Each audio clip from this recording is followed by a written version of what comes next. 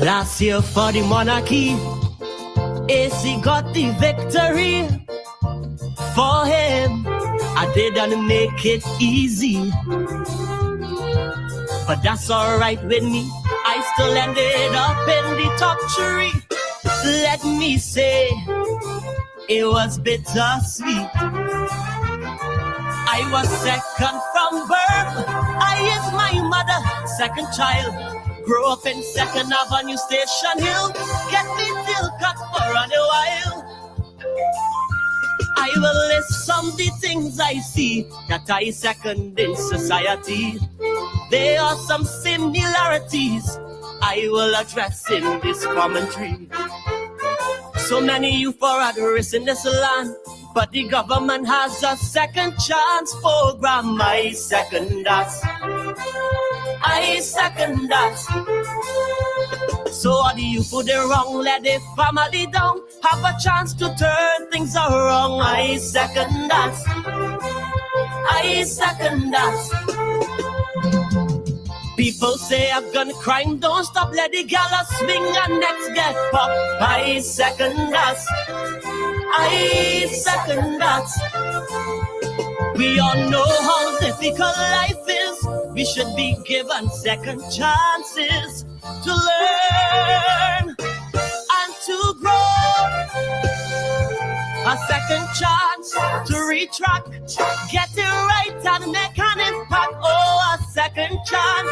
Yes, I second that.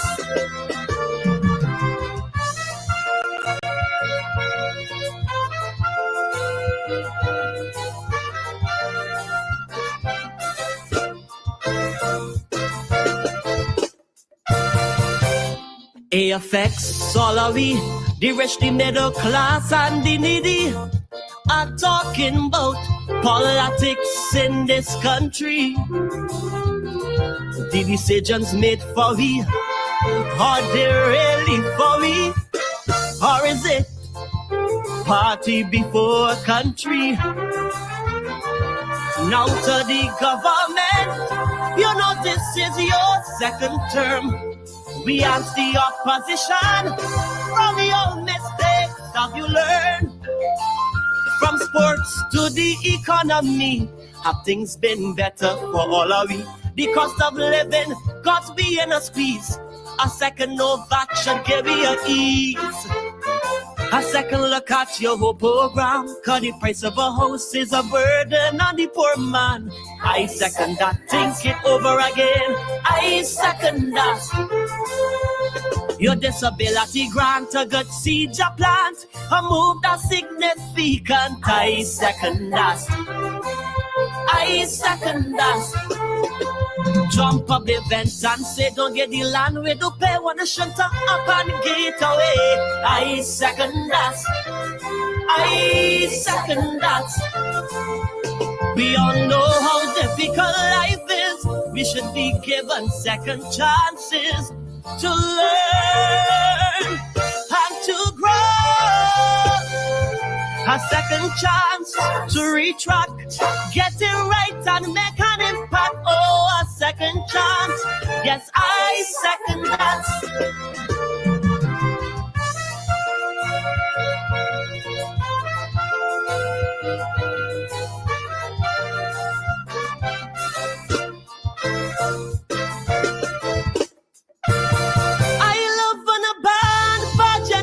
From juniors to the big stage you follow, I stand before you, 20 years in Calypso. You're like my second family, who back and support me. I appreciate all the love that you show. Don't underestimate me, don't second guess my ability. Because so the Father anoint me, He didn't waste a second on blessing me. The voice of the people I'm proud to be. You travel with me on my journey. So now in this rivalry, second is not the place for me. I see people looking happy, raising their hands in support of me. I second that. I see the people, I second that. I got you moving in your seat. You shout repeatedly, boy, it's time for your glory. I second that. I second that. If you don't leave nothing to chance in every performance, study top, you're sure to advance. I second that. I second that. We all know how difficult life is. We should be given second chances to learn and to grow. A second chance to retract, get it right and make an impact. Oh, a second chance. Yes, I second that. I hope you second that.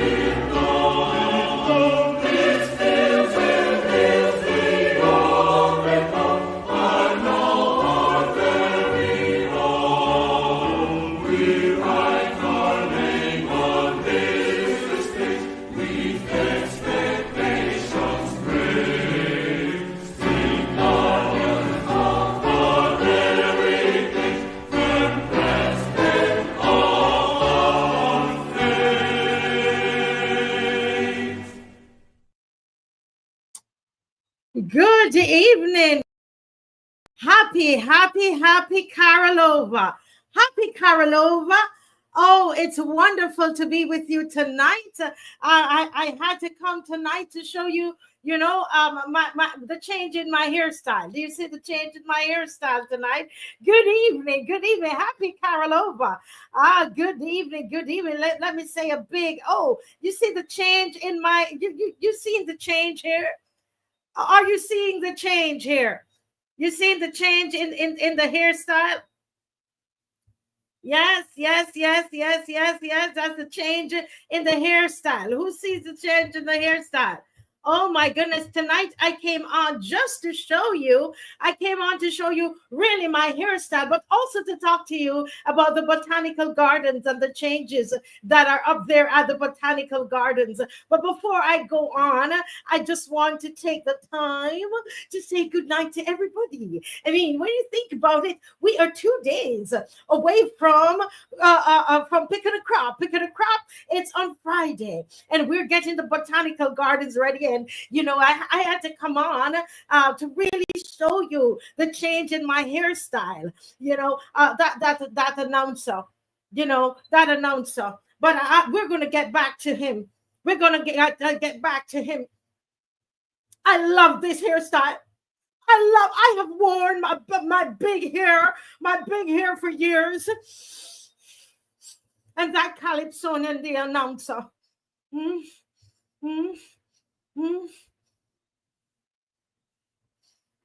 I now have to resort to this hairstyle. I know you all love it, but really what I love is this one that's on the screen. I love my other hairstyle. Everybody, I know social media loves this, but what I really like is that one. But I came anyway so that you can all die. Let it die down. Let it die down. Just until Friday. I'll go back. I'll go back to my big hair. Just give me until Friday. That announcer. We will see after Friday. But anyway, you let me just welcome Judy Jelks, Chantel Williams, Lucinda Allen, Owen Hines, and Marcia. Welcome. Yes, I know what you're all thinking. Shirley, yes, I know what you're all thinking. Mavis Lashley, good evening. Good evening. ADG, good evening. Cami, good evening. Yes, good evening. Good evening, Diana Husbands. Yes. Marcia, good evening. Behoy. Yes, I know you all prefer this one, don't you? Yes. Cedric Strong, good evening. Good evening to everybody. Good evening to everybody. Listen.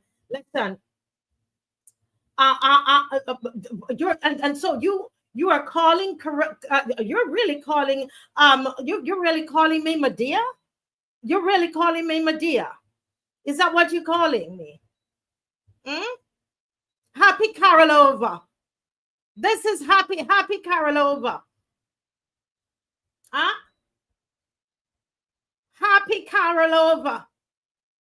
Yes. Happy Karolova. Now, let's go into my festival, the National Carol Festival that is taking place at this time. I tell you that Botanical Gardens, it's transformed. As I prepare for my festival, the National Carol Festival, Happy Karolova. And so yesterday, I don't know if the producer could put up, the Botanical Gardens. We've done some changes there. That Calypsonian, the announcer. Who is that? What's that? That Calypsonian, the announcer, trying to tell me that only my hairstyle has never been changed. So what is this? What is this? It's a matter of preference. I prefer my big hairstyle. I can't change it, the announcer. I can't change my hairstyle. And as I said, I came on here to let you all know that the Botanical Gardens that the announcer was singing about, you don't have to walk in any mud anymore. We've spent thousands, and we've spent quite a bit in the last 2 weeks. I mean, MARCIA, we didn't intend to do it. I mean, it's only in the last 2 weeks, after the pressure was mounting, that the announcer singing about the Botanical Gardens. In 2 weeks, we got all the service providers together, and we've now created a pathway and all of that you're all complaining about. Complainers. Huh? And so the Botanical Gardens, it's fit for use. You could walk if the rain is falling and we have a tent to put you under. Complainers. All you do is complain. You should thank God for the announcer, because we weren't going to do anything to it. We don't listen to you all.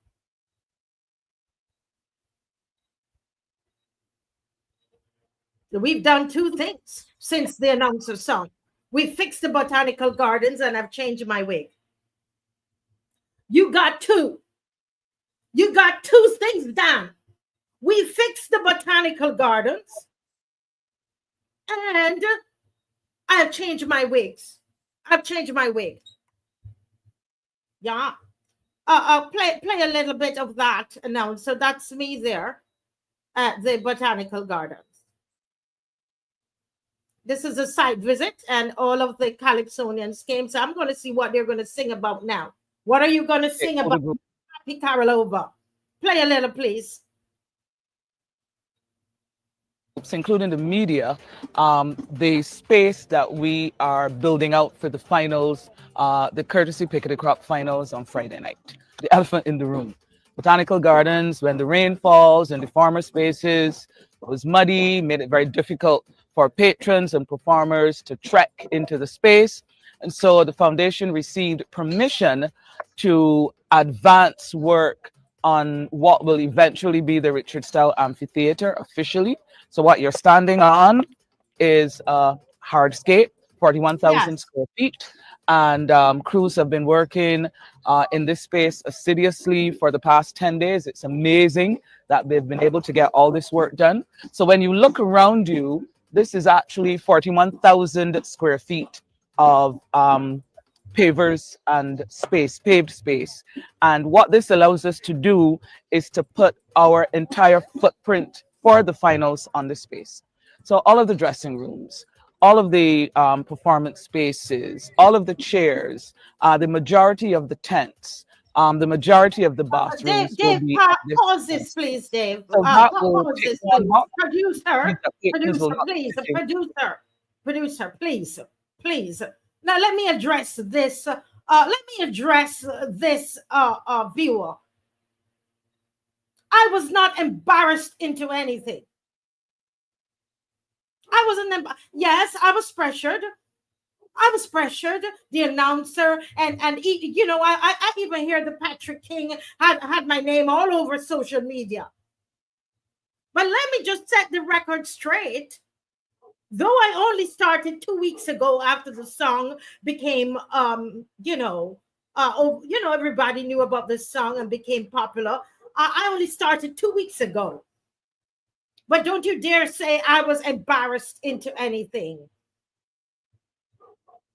I wasn't embarrassed to change my wig. And I wasn't embarrassed to do the Botanical Gardens.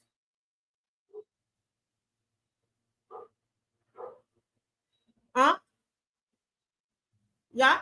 Now, but listen to me, folks. I see the Admiral Nelson. I see Admiral Nelson. Admiral Nelson. Can you put up Admiral Nelson for me, please? Admiral Nelson.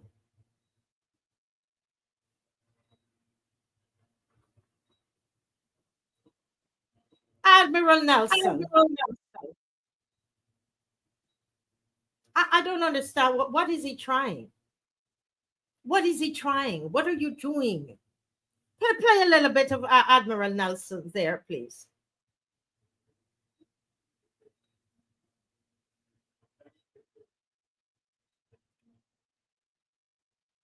Okay, there's no video. There's no video. What is it? Did you all see this?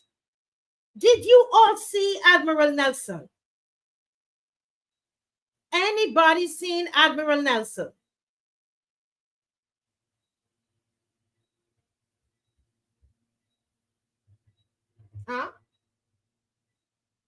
Well, this has been one complaining crop over.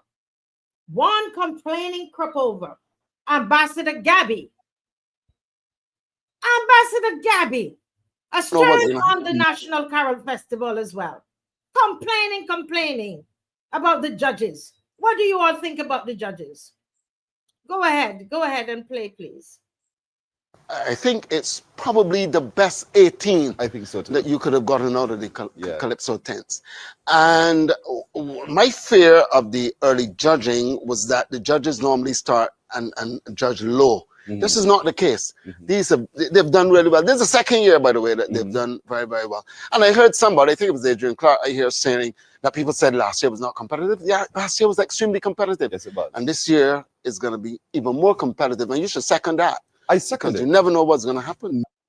I think it's probably the best 18 I think so too. that you could have got. Yes. How many of you saw? How many of you saw that?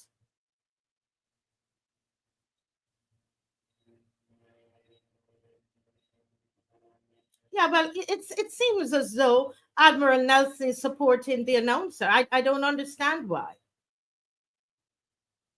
I don't understand why. He was a former colleague of mine at CBC. I don't understand why that is happening. But I want to tell them all that, you know, that tomorrow on Friday there are 18 of them, 18 songs. It's still one song. Still one song. There's still no semifinal. Yeah.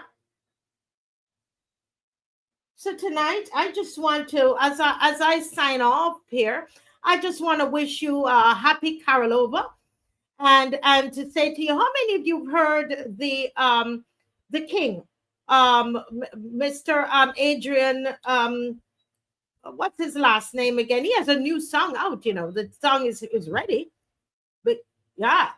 Adrian Clark, they have their songs. All of his song is now out. His song is now out, so we're gonna play that to close off this Happy Carol Over segment. And just to let you know that Friday, I know Friday there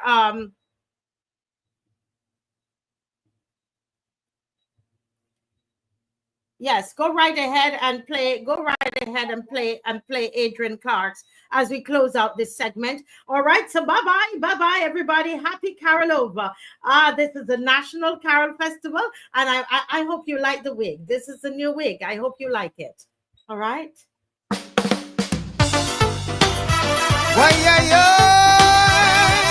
Hey! The way things going in this country is very sickening and scary. Seems like this paradise is lost. The youth get so trigger happy, always aggressive and angry. The loss of young black men is the cost. I decided to write this song, highlighting every wrong, at the same time defending my crown. When my friend Emmy said to me, boy, don't make it easy, them want you to lose, so show them who is boss. When gun crime got Barbados choking, and them singing about partying, that is a loss. Crystal girl, you lost. When gunshots got people scattering, how you expect me to be gathering, that is a loss. Drunking boy, you lost. 15 and 16-year-olds in the midst. The question is, how them getting this? That is a loss. Biggie boy, you lost. So don't get it twisted.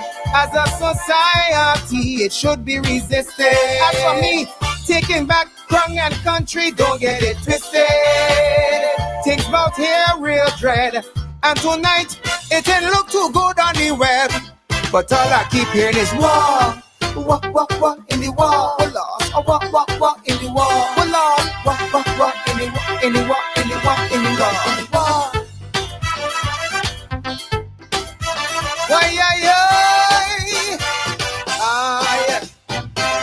This island once calm and friendly, boasting of its natural beauty, being overrun by thugs. Some them name, they can't even write it. Senseless crimes and military. It's all about money, guns and drugs. The system failing the youth. Don't stifle the conscience, speak the truth. Mr. Big Man, you want further proof. So I'm making sure tonight is a classic case of spotting me like these leaders would see how much it means to me. When every big post go into women, what you feel, young men, but here so think that is a loss. Me, your girl, you lost. Boys and girls don't learn at the same speed, nothing to help the struggling succeed. That is a loss. Shed black man, you lost. It's prison and all expense investigation, no reform, so they return one by one. That is a loss. Abrams, boy, you lost. So don't get it twisted. Stop blaming the last decade. It should be resisted. You got the power, show us you ain't afraid. Don't get it twisted. Like Blood said, Mr. AG, don't wait. A firm stance from you, we would appreciate. But all we keep hearing is war, in the war, we're lost, we're lost, in the war. Why hey. If we want to save this country, we have to work feverishly. We can't be silent, blind or frightened. Some got a drinking instrumentality, sucking up promises that empty, staying loyal, hoping to get some. Tonight I intend to prove my mettle, even if some uncomfortable. I am more than willing and able. So line them up one by one. This is for country and for crown. Cause what them don't expect tonight they go and get. If a murderer escape custody and you take the time to hide he, that is a loss. Your freedom you lost. To recuse oneself to post bail might just be an epic fail. That is a loss. Billy boy you lost. When the young man take the old man money and the next one rape the poor old lady, that is a loss. Them conscience they lost. So don't get it twisted. With all of my heart and might, it should be resisted.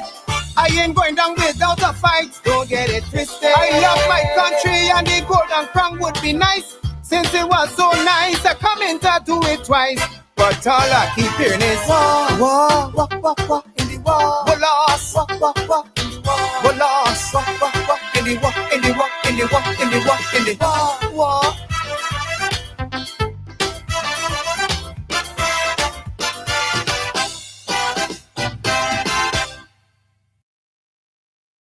Okay, well, that is Mr. Adrian Clark, and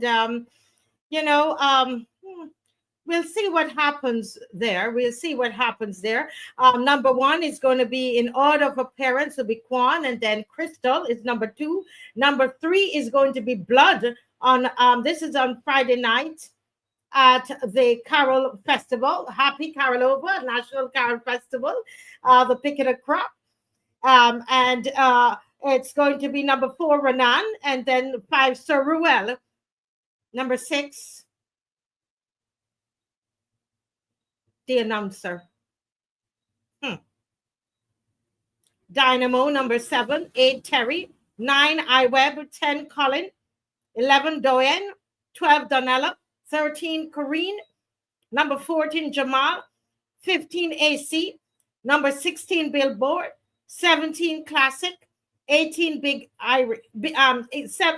Biggie. Okay, so AC will be at number 15. Number 6. That number 6. I'll see you again on finals night. Pick of the crop. I'll see you again on Pick of the Crop. Number 6, the announcer. Yeah. Good night, everybody. And please continue watching the show. Happy Carolova. Happy Carolova.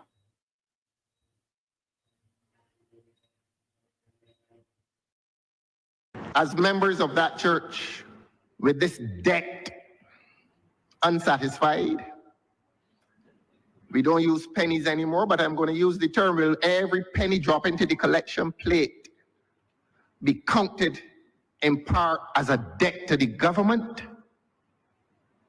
A government that claims to be compassionate? Is that what this church must be asked to do? I'm not being patronizing at all.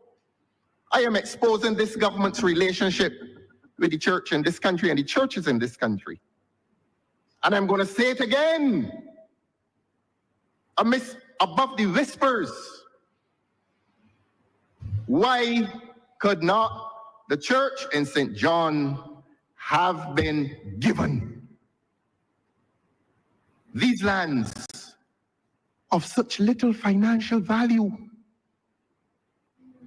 Is it too good for them? Is it too good for them, government? That's the question. Where's the morality in this transaction? Why must the church be tied to the government? Commercially and financially, why? What is the benefit to government? Where's the virtue in this transaction? Why? Is there an explanation? Or does this government believe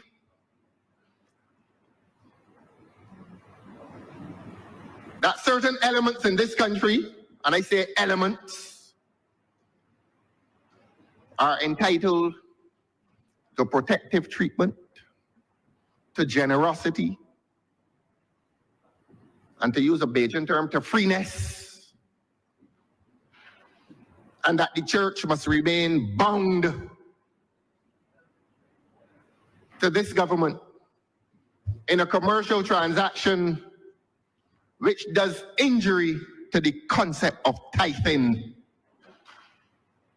So that when a little old gentleman does his tithing now on Sundays, he must consider that part of his tithe is going to the government by demand, by way of deed, by way of legal instrument.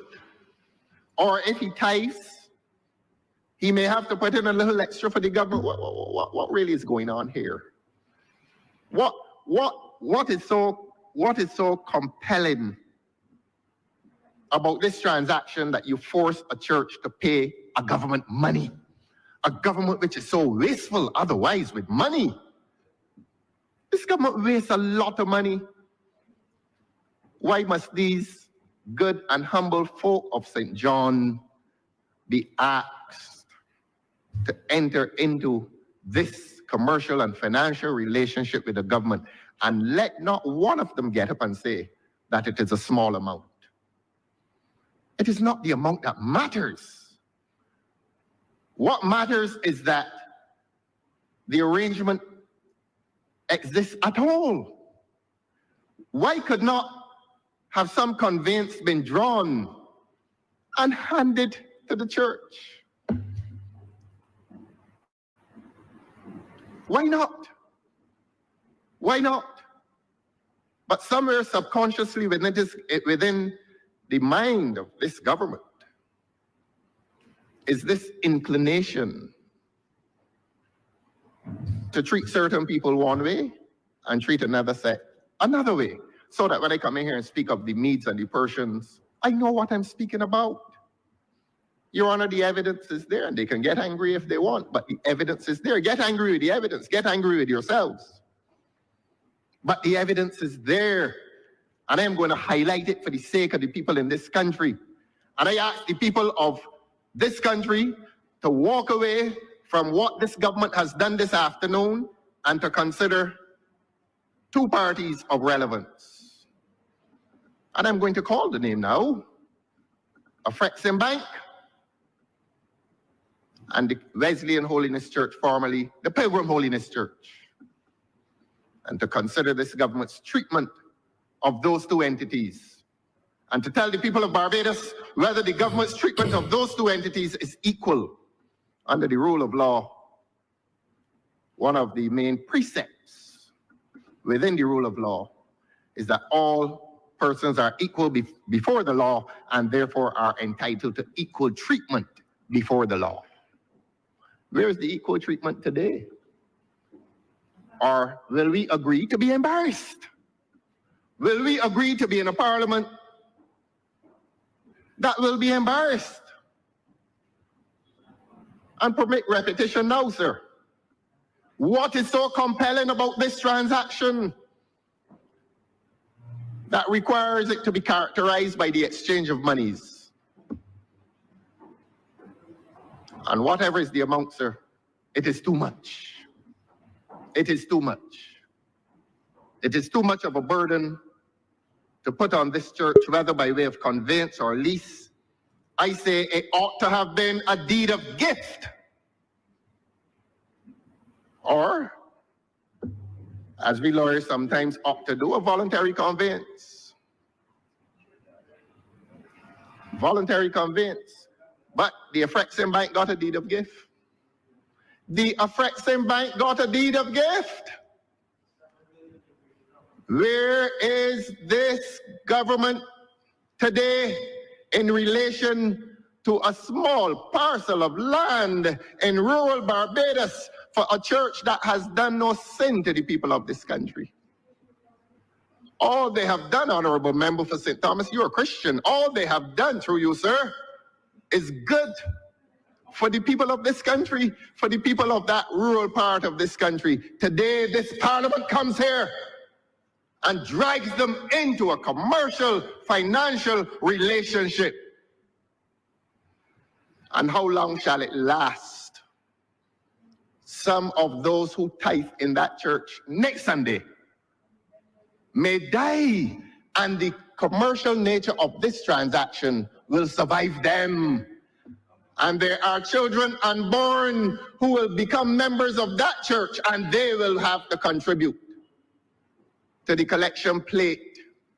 And the collection plates normally are destined to help not a rich government, but to help the poor.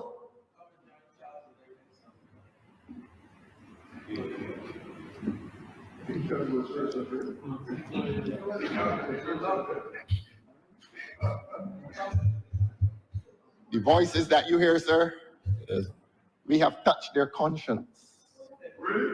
And those are the voices of repentance. Those are the voices of repentance. I've touched them, sir. And it is not me, it is the truth that is touching them. Because they have to walk through that door this afternoon and tell the people of Barbados why they gave 5 hectares of land to Acquistion Bank and asking a poor little church in St. John to visit the treasury every month to pay them pennies. I will hear you, sir. Sir. Thank you very much. I thought you were about to quiet them down. But the truth has done that. And the Honorable Member for St. George South invites me to visit some church with him on Sunday. I know it can't be. After he has done what he's done today, it clearly will not be any Wesleyan church. And I suspect that he will not be visiting Ellerton for a while. Not after he has done what he's done today, but as I said before, the voice of Jacob and the hand of Esau operate within different bodies.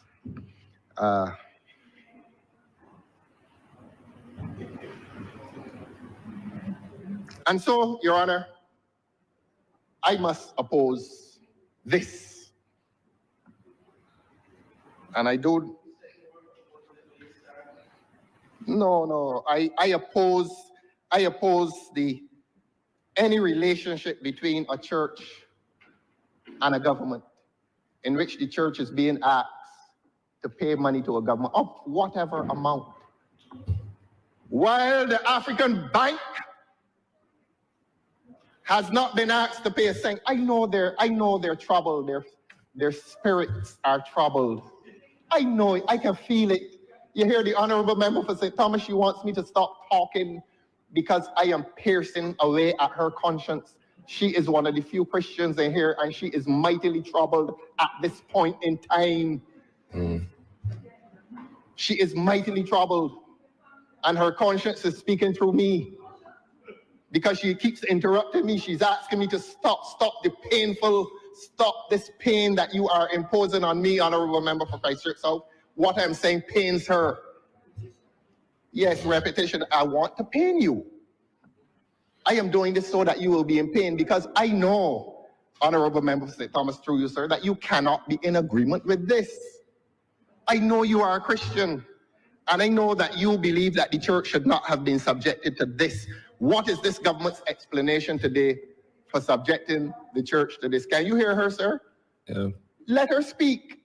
But the document here says that there was an agreement between the church and the government, sir. Yes, and government is a party. So if the church agreed, if the church had a choice. Well, let us discuss some law then. In every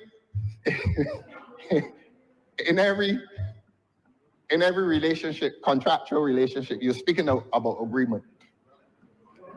One party has greater power than the other. And it was within the power of the government, it was within the superior power of the government to have an agreement in which the church would not pay. Like they had an agreement with the Acquistion bank that the bank would not pay. So as I said before, it matters not to me what is the amount, it is the principle that offends. It is the principle that offends the honorable member for St. Thomas.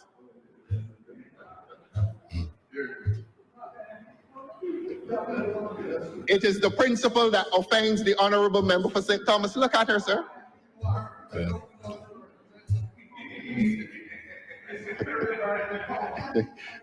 Get back on track, please. Don't let them do that to you, sir. Not me.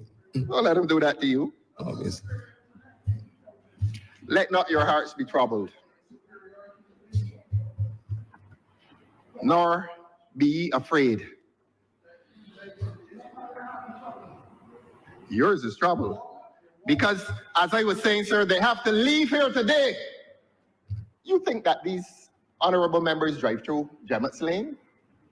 Not one of them, they're too ashamed. They cannot drive through Gemmett's Lane and look at that property which was formerly occupied by the Ministry of Health, by the old General Hospital, where more than likely the honorable member for St. Thomas's navel string is buried. She was probably born in there. Where the Ministry of Education used to be, honorable and noble institutions were housed on that sacred land. This government took it up and gave it away to the wealthy. To the wealthy. And that is the point being made in here. And the more they interrupt me, the more I am going to remind them of the immorality of the present transaction and the one before, and to compare them and demonstrate to the people of Barbados that this government continues to treat rich people with favor and to treat poor people with disfavor. Let their consciences bother them.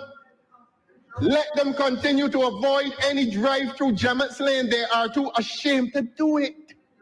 And when they consider the full extent, the possible full extent of the transaction with Acquistion bank, I have the freedom to say this, and if they push me, I'm going to say more than they had bargained for me to say.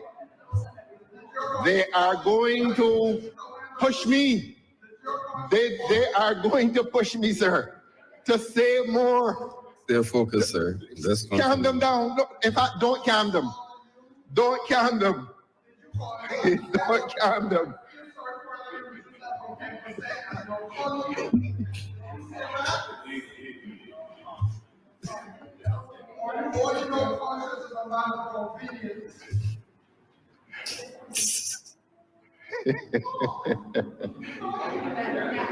When he's finished, I will talk. Quiet, please. Continue, sir. Thank you very much, sir. Quiet them. But you know you can't quiet their conscience. Inside their boiling. They ain't trying to quiet yours either, so just continue. Inside they're boiling. They are bubbling inside. And this government will never get over. We're talking about sin, political sin. We speak about the resolution. Yes, the political sin contained in this resolution. Right. And by way of comparison, this government will never live down the political sin of what they did on Gemmett's Lane, and today they will not live down the political sin of what they have come here to do this afternoon. Let their consciences rise up. I don't mind the noise. It shows that we are touching them, sir. You and I are touching them. Let me say you and I, sir. Explain, please. Well, you are trying to calm them. You're trying to calm them. Just focus, sir, on the resolution. You are presiding over this exercise. But you're saying you and I in terms of like trying to intricate me. I'm not trying to implicate you, sir. You're the best behaved here today. Well, so if I behave well and you behave well, you must be joined. I want you to follow suit then. And be on. Yes. Let you and I be the only persons here behaving well today, sir. Yeah. And every time I'm about to wrap up, jumps the honorable member for St. Thomas again, and the more she jumps up, I'll stay focused. Let us ignore her then, sir. But it is difficult to ignore a conscience that is troubled.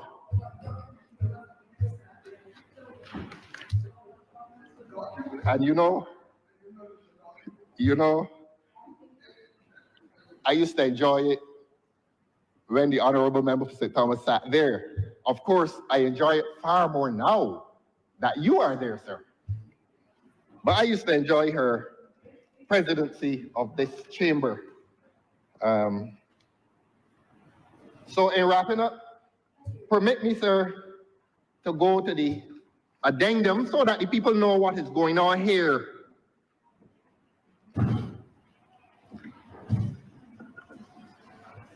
I've changed my mind because I don't think it is incumbent upon me to do the government's work. But maybe the people would get very angry when they hear what this document purports to do to these humble folk. The people may become angry. And there is good reason why the honorable member for St. George South did not read the details within the second schedule and the addendum. There may be good reason why the honorable member did not do that, because he too does not wish to hurt them with these truths as to this commercial relationship. What he did, in fairness, was that he gave the value of the lands occupied by the church, and I expect he will get up and do calculations as to financial benefit. But we are going to make a different point. The transaction ought not to have been characterized by finance in the first place. So that if the honorable member and his colleagues intend to rise and say, but it is not a lot of money imposed on the church, good and reasonable people would ask him and his colleagues, but why need there have been money at all for this little tract of land in rural Barbados? Money imposed against people who did nobody any wrong, including this government. Including this government. This church that has been willing to accommodate the honorable member for St. George South in his boyhood days, and me in my boyhood days, but this is not about me nor him. This is about a principle, a larger principle, that no matter how minuscule is the financial arrangement, it ought not to have existed in the first place. What next, government? What next? Is this government going to start taxing the churches? Something that is not heard of in the Western Hemisphere? Is this government going to try to reverse this establishmentation that took place in 1969? Is this government going to become so authoritarian that its efforts to dominate every institution of this country will now more blatantly extend to the church, because this government is on an authoritarian political trajectory in which every institution in this country, including the church and the media, must now be subject to governmental dictate. That this government believes that it has the moral and political authority to determine how every institution will function, including the institution of the arts. Men and women are now afraid to write and to sing what their consciences dictate to them they shall sing. When Sunday comes, how will the people in that little church sing the Lord's song? In a financial land, a land in which government is now saying to them, when you're tithing, I want some. I want some. Why did they not suppress them bank for some? Why did they not ask a Frexham Bank for some? They're rising up again. Maybe they have an answer. And why do they want money from the little church in St. John? And they honestly felt that I would stand up in here today and be so naive as to support this resolution. I come here every week, every week, every week. Have not missed a session as leader of the opposition. And all of my speeches are on the record. Every one of them, including today's. And this is a speech against governmental wickedness. So let this go on the record as well, that I am characterizing this resolution as governmental wickedness. When one considers, and I'm going to repeat this and I'm going to dig it into their consciences, I am going to drive, let me not use violent language, but I am going to pour the truth into their consciences and let them discover that this act today is politically sinful. This act. No conscientious, Christian-minded parliamentarian will genuinely support this. And I did say conscientious and Christian-minded, with the hope that all 30 in here fit those categories. Since I am not qualified to judge anyone in terms of their Christian convictions, but I express the hope that there are those in this parliament and in this government that will quietly reject this transaction as immoral and unnecessary, except that it may be consistent with government's desire to impose authoritarian rule on this country, and that even a humble congregation in St. John must feel obligated to the government by way of the payment of small sums periodically, so that it is not about the amounts, it is about the principle, it is about a relationship that you're establishing between the church and the... Folks, I can tell you, good night again. This is Marcia Weeks. Happy Karolova segment is gone. This is Marcia Weeks sitting in front of you right now. And I just can't even comprehend what has happened in St. John. And so we want to spend some time tonight, Barbados, to examine this what was brought to Parliament, because I think it is very, very important that we take a really good look at this piece of legislation. All right. Before I have Mr. Dr. Ferdinand Nichols join me and Mr. Alwyn Babb, I want to ask you folks to like and share. Have you shared? I know there's a big event going on tonight. I heard that there's a big event going on in Barbados tonight, and there are lots of meetings that are happening, lots of activities. So I know how it is. So I'm going to ask you to make a special effort to share, all right? To share and to like and to subscribe, okay? Very important that you do that. Let me take the time to welcome Dr. Ferdinand Nichols on a Wednesday. Well, thank you so much, Marcia, and good evening to the loyal opposition. Good evening to all of you. Of course, I won't run the names because you've already done that, and I'm not the host for tonight. But I must say that I'm disappointed in one thing, Marcia.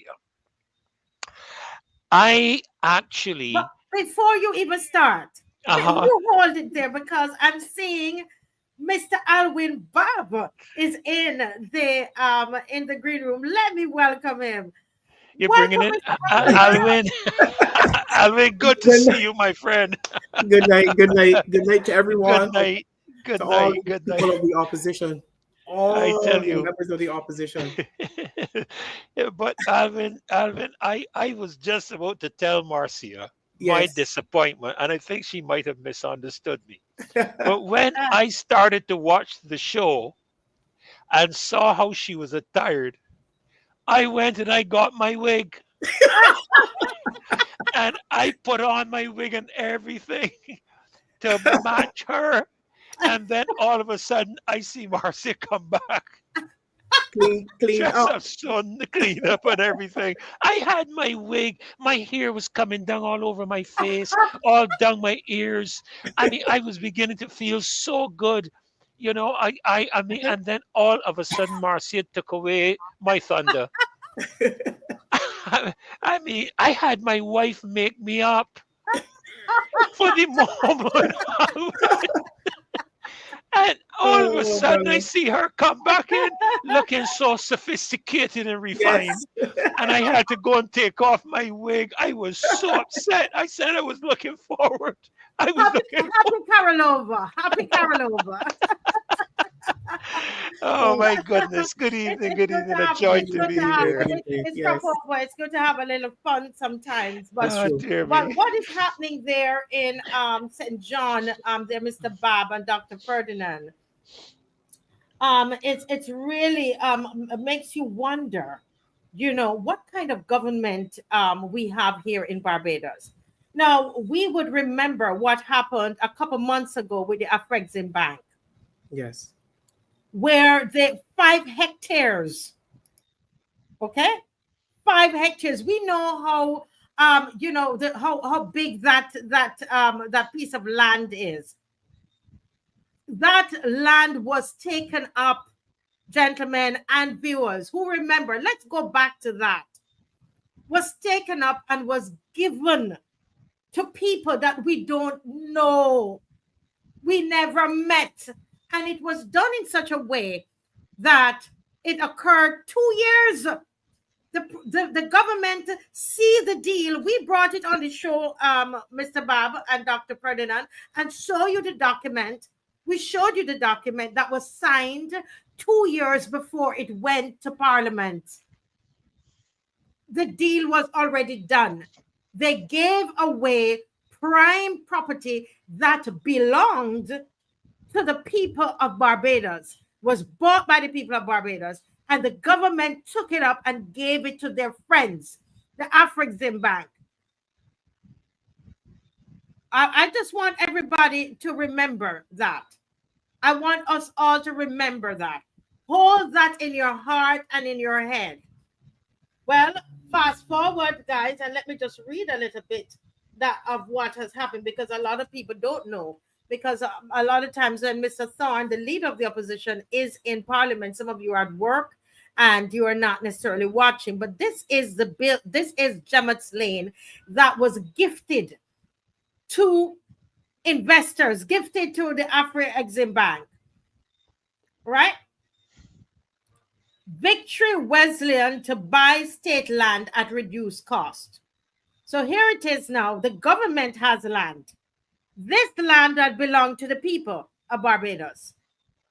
If you follow what I'm saying, everybody, the land here, and it's in the, if you go to the museum, you go to read any history on this land. And if those who are watching, you know who you are, can just resend me that document so I can remind everybody this land at Gemmett's Lane, truth, it is a truth, was bought by the people of Barbados, made into a hospital for the poor by the people of Barbados. And the government went, and without any discussion with anyone outside of the government, they went and they gave 5 hectares of land away. However, Victory Wesleyan now has to buy state land. They didn't give the state land, the land that they owned, they didn't give it away to Victory Wesleyan. They sold it.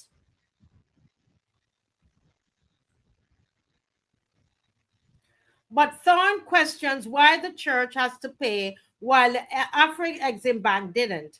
The government is moving to sell just over half an acre of state land at Welsh Village, St. John, to the Victory Wesleyan Holiness Church. Okay, this is half of an acre of their land, the state land. And they couldn't just give it to the church to do ministry and to be a blessing to the people in St. John. No, they sold their land, but they gave ours away. 5 hectares, millions of dollars.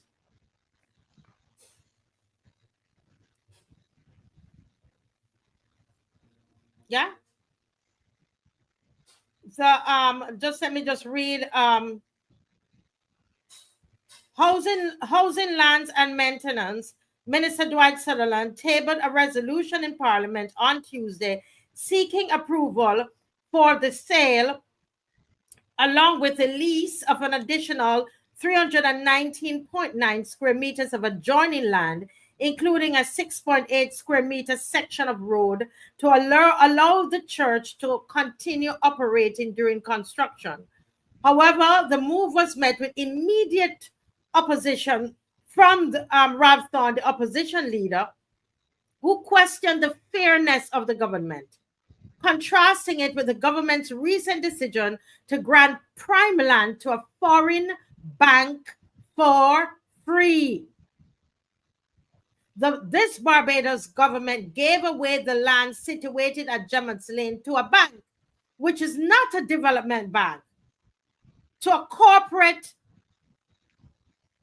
for-profit entity, gave away the lands free, Thorne said, referring to the current arrangement between Barbados and the Afri-Exim Bank. And this same government has journeyed to St. John and is entering into a relationship with a humble Wesleyan church and asking the church to pay money for the land. Whatever the sums demanded, whether it's small or large, it's a lot of money for the church. But a big bank gets 5 hectares of land free. Sutherland, meanwhile, defended the transaction, framing it as an investment into the moral and social fabric of the community. It's an investment, but they have to pay. Then it should be free. If it's an investment in the moral fabric of our country, it should have been given free. It should have been given free. And so he noted that the land being sold was part of a Bath plantation and housed the former Welsh primary school, adding that after its closure, the land was occupied by the Anglican Church, etc., until the state purchased it. Yes, the state purchased it. Yeah. Yes. But, yes. but the state is the people of Barbados, not the Barbados Labour Party government. It's our money. It is our property, our money. And you know, if I can interject here, Marcia, I want to go right ahead. I want to do a comparison, if I may, and I want you to listen to this. The Afri-Exim Bank was gifted 5 hectares of land. That's what you have just indicated. That is a total, Marcia, of 538,195 square feet. At the going price for the property, I am made to understand at that location, around $400 a square foot, the Barbados government gifted the Afri-Exim Bank a $250,278,000 piece of land as a gift.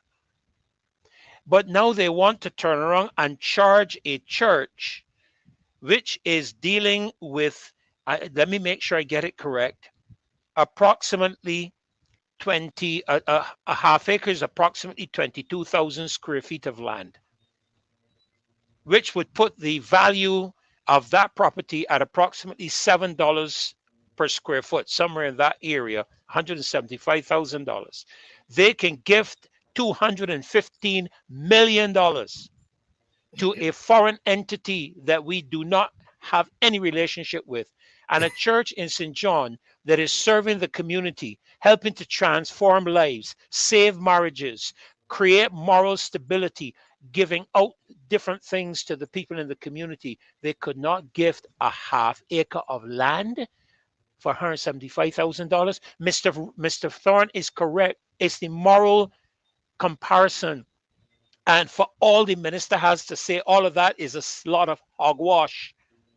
All of it is a lot of hogwash that he is trying to establish. He's trying to defend an indefensible position of government by saying this nonsense about it once belonged to this body and the next body and the government this and all of that. The reality is that they're being caught with their pants down and they don't have an explanation that was acceptable to the people of Barbados. Thank you. Thank you. If Dave could put back the Jammett's Lane up, I would really appreciate that. But go ahead, Mr. Baba. What's your take on this? I believe that this government over the years is unraveling, and this is just another issue. We're into the last lap of Karlova, and they're pulling up the issues for the Calypsonians to have good last verses to make the competition interested. But I'm saying that this government continues to unravel before the people of Barbados. They're showing their true colors. And when you can grant a foreign entity, a stranger, so much money free of cost in a property that belongs to the people of Barbados, and then you can charge the people for their land, then we know what type of government we have. So a moral government. Yes.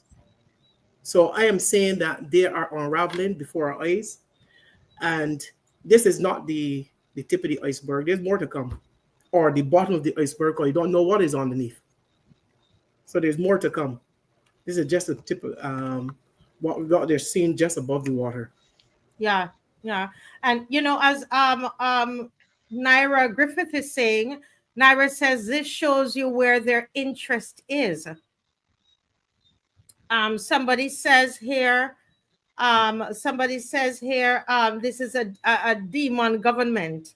Galbage says the time for the church to come out to protest marches, take a stance on to this political sin. I agree, it is a political sin. Yes. Galbage, that's what it is, a political sin. And it is unfair, it is unjust, it's unrighteous, it's wrong on all levels. There's no way. What was it? What was it? The price of that land that was given away, Dr. Ferdinand? I calculated at approximately 215,278,000 Barbados dollars. Right. Yes. When we did it, you're right. I think it was over 200. Oh, we're going to say over $200 million. Okay. And that's at the going rate of $400 a square foot in that area, I am told. And it's 538,000 square feet, Marcia, not a half acre, 22,000 square feet. 538,000 square feet by comparison. I want to hear from Barbadian, right? I want to hear from Barbados, because this is it's a pattern, as Mr. Bob is alluding to. He says it's unraveling, and what as they unravel, we're seeing their hearts. We're seeing what they really are about. It's not about Barbados. It's not about us, the people, that you would give that away to strangers. And I think, you know, under normal circumstances, probably nobody would have said anything about it. But because they would have just done this a couple months ago, then everybody is going to be thinking Correct. that, how could you do that? You know what I mean? What is this on the script? The parable of the unforgiven servant found in the Christian Bible tells the story of a man who was given a massive debt by his king, but then refused to forgive a much smaller debt owed to him by another servant. Yeah. I want to hear from you all. What are your thoughts about this? Sonia Pert said they are giving away Barbadians' birthrights. She's correct. To the highest, and I want to find out what is the end game. What is the benefit for them? when you give away over $200 million in what belonged to Barbados, and we're not, what is the end game? Because we're not told. What they tried to do last week was to say that we are stand to benefit, that we may, using that word, may benefit over $400 million in something from that bank. They were setting up this, so they're putting up this may. So because we don't know what this bank is going to benefit Barbados or how Barbados are going to benefit. So I'm saying that there's something that is out there that they know of. That is why they're giving away land for their own benefit. And this time, and a lot of the times when this government has operated in the past, in the last few years, they're doing things for their own benefit and not the benefit of the people of Barbados. Yeah. One of the things that that we found, and we can't call any names, but I will tell you this, I got from good source that there are some people high up in government that they have received kickbacks from this. They have received kickbacks from this of up to $9 million in kickbacks. Wow. From this transaction you see here. And then they are going to come to us. And you're so right. I thought of that, Mr. Alvin Bob. I thought about that all of a sudden this week, before they went to Parliament, they started to talk about Afrexim Bank and how it's going to benefit Barbados, because they knew they were giving away that they were telling the church that the church had to pay for the land in St. John. But go ahead, Dr. But Marcia, whenever you are setting up and you are a business person, Alvin, you know about business. Whenever you're setting up a business, you're able to quantify what your revenues are likely going to be from whatever you're setting up your business to do. Am I not correct? But the government is saying we might this and we might that, but they're not quantifying. Okay, we get 400 or 40 billion. How do you quantify it? In what form? Because the Afri-Exim Bank is exempted from all taxes. Their staff exempted from all taxes. All revenues, all profits, everything made on that site will go to the Afri-Exim Bank. Not a dime is going to come into this country. But you have a church in St. John who pays taxes for its land, who has to submit a annual audit in order to maintain its charitable status as a church, who supplies things for its community, and you cannot give them $175,000. That's the same mentality that they have used by refusing to give land to farmers to help develop the agricultural sector of this country without an enormous expense, and then take away their land to build a roundabout. I'm going to leave that there. Yeah. Sonia Perch says that we, the poor people, Dr. Ferdinand, she's saying cannot get a little piece of this rock, not even to build a small chattel house. And that is the reality that we have in Barbados. A lot of the people cannot own any of the land here. Can't afford to. And you take up our land and you give it to foreigners. And now you're telling the church that the church has to pay for this land. Go ahead. It is a pattern of behavior. Yes. I was at home. I'm on vacation. And so I was unable to attend the town hall meeting they had in 6 months at my church. I would like some person to let me know what the National Housing Corporation told the people of 6 months, because the people who are building on the 6 months lands know exactly what the future holds for them, but the residents of some of them over 50 years in 6 months don't know today whether they are owners, whether they're going to be moved or not. So there is a pattern of behavior with this government. So that is not surprising to what they're doing at this present point in time. Yeah, Michelle is talking about the finder's fees. That's what I'm talking about, right? They first got $1 million in finder's fee for the loan that was given to the company. Remember when the first set of loan, the construction company that got the loan, I'm not calling the name of the company, but anybody here, there was a construction company that got a loan from Afrexim Bank, the same time that we got a loan for the cricket, for the cricket grounds there for Kensington. The construction company, go and look at it. Go back and look at it. And someone in government got a finder's fee, 1 to 2% finder's fee. Go and look at it. And it's for the government to come forward. Who got the finder's fee? Who got the finder's fee for the loan that was given up there for the construction company and for the Gemmett's Lane? Gemmett's Lane was not lost, but somebody got finder's fees. The Prime Minister needs to come and tell the country, is it true? And put yourself on the lie detector test, Prime Minister Mia Mottley. Correct. Sit down and put yourself on the lie detector test. Correct. Correct.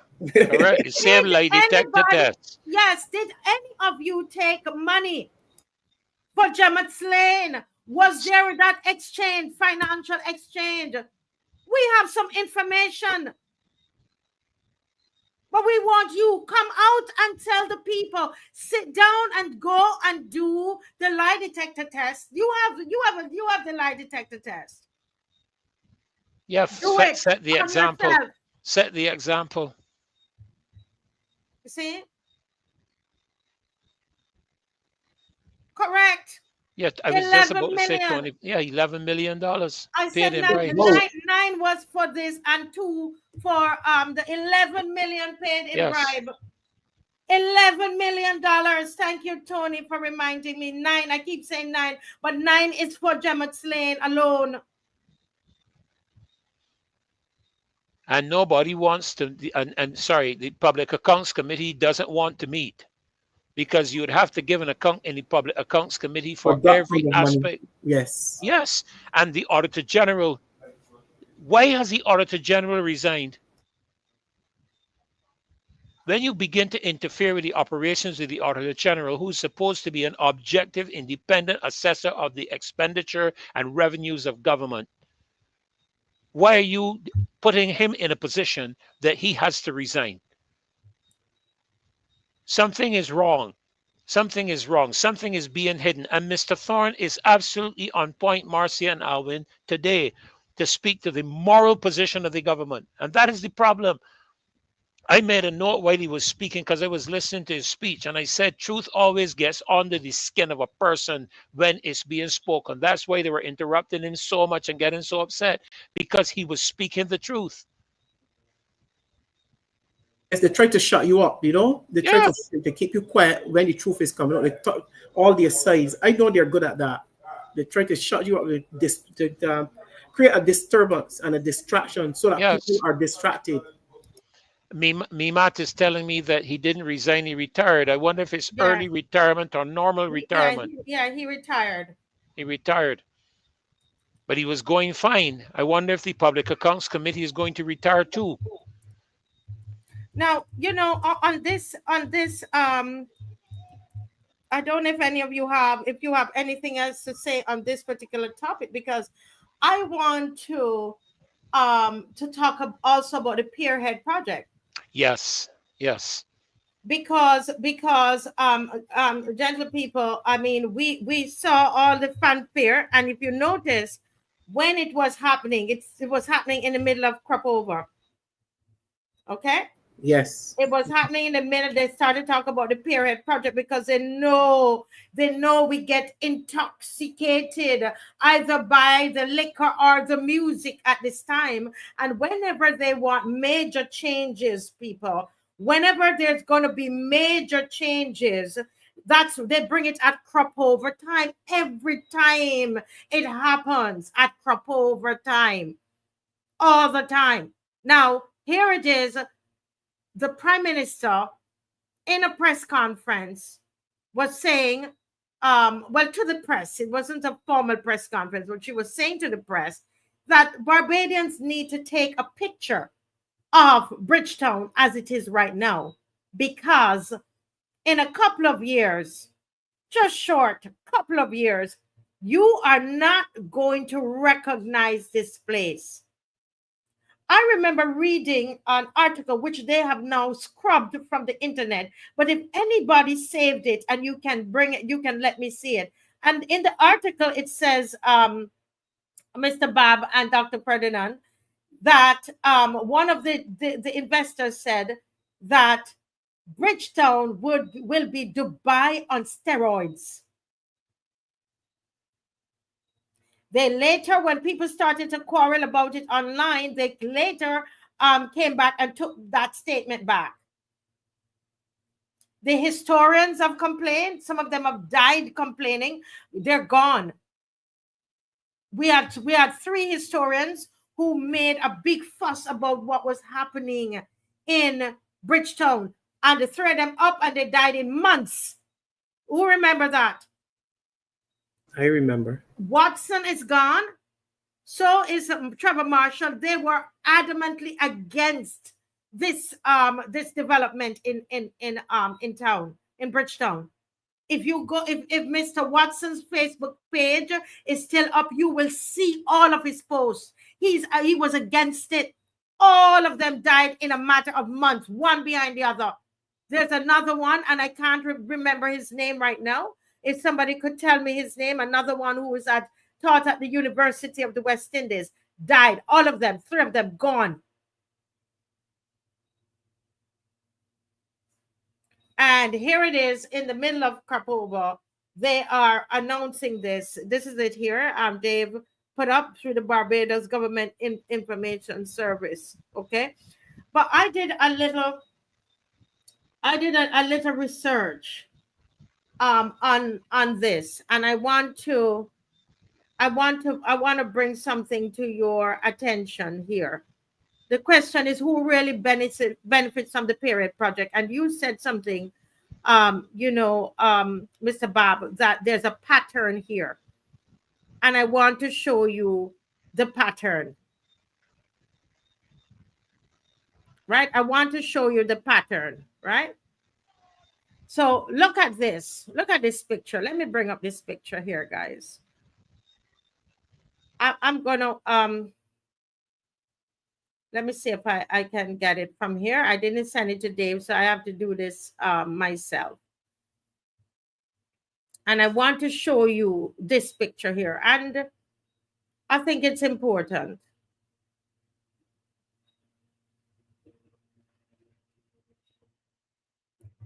Look at this picture here, Dr. Ferdinand. Look at this picture on the screen.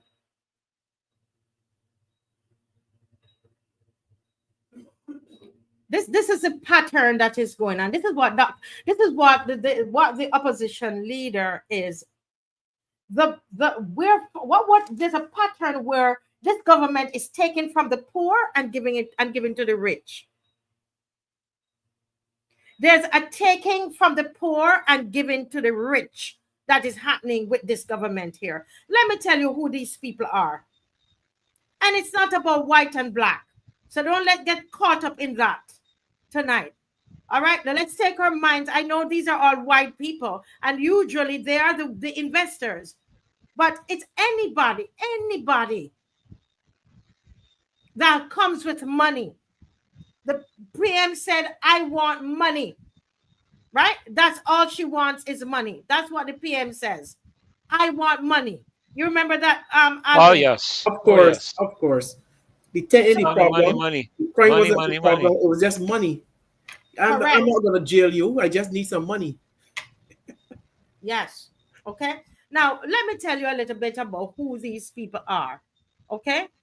And just at any minute you can always jump in. Right. But I when I researched this thing, I was shocked. Well, not shocked really. Not shocked at all, because this is what happens all the time. I was not shocked, but it's like, yes. who really benefits?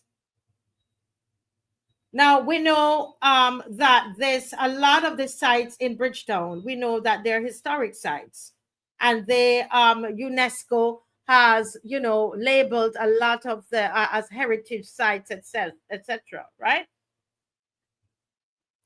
Now, the question is, the Pierhead project, who really benefit? Is it a historic revival of Bridgetown, or a luxury deal that pushes ordinary Barbadians to the margins? Question before you go on, Yes. Marcia. So with all this development, are we saying to the people of Barbados that we are no longer going to accept the granting by UNESCO that Bridgetown is a heritage site? Are we relinquishing that? But that's the thing, and that is what the God rest their souls, but the historians were asking, how could you do these things? How can you dig up burial grounds? Is what Mr. Watson was saying. You know, I read this stuff on his page. I spoke with him. How could you dig up burial grounds? What has happened to that designation as a historic site? You were saying something, Dr. Ferdinand? No, I was just about to say the same thing, Alvin. What happens to our national heritage site as Bridgetown? That no longer qualifies, because all of our antique buildings, all of our history, all of the Bridgetown port where the schooners used to come in, you remember that, along the boardwalk and offload their bananas and produce and everything there, all of that is gone. Gone. All of it is gone. And, yeah, go ahead. So is it that this government has done some kind of estimate or survey which says that a designation of a heritage site is not as lucrative as building Dubai on steroids? Have they done that? They must have, because about a year and a half ago, if Dr. Ferdinand remembered, on this show, we showed everybody a list, a full list of properties, correct, and sites that the correct. Prime Minister was telling people that they were for sale, and we did not believe it. We could not believe it. Correct. Including the BDF, and we could not believe it while we are living in it now. And she said, take a picture. And I want to ask Barbadians tonight, are you satisfied with that? Are you happy with that? Do you know what is going to go up there in right there in the at the waterfront? 200. This is a 200 million mixed use waterfront redevelopment. It's going to happen there. 178 apartments and 35 commercial spaces. Listen carefully, and some of you take notes. Write it down. Write it down. And this is high end. This is not for you and I to live.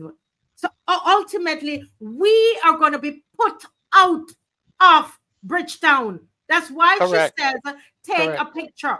178 apartments and 35 commercial spaces. You know who the investors are?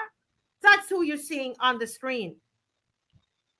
Do the you know investors who? include. Go ahead. Yes. No, go ahead. I want to hear you. I want to hear you speak about particularly the gentleman on the left. You go ahead.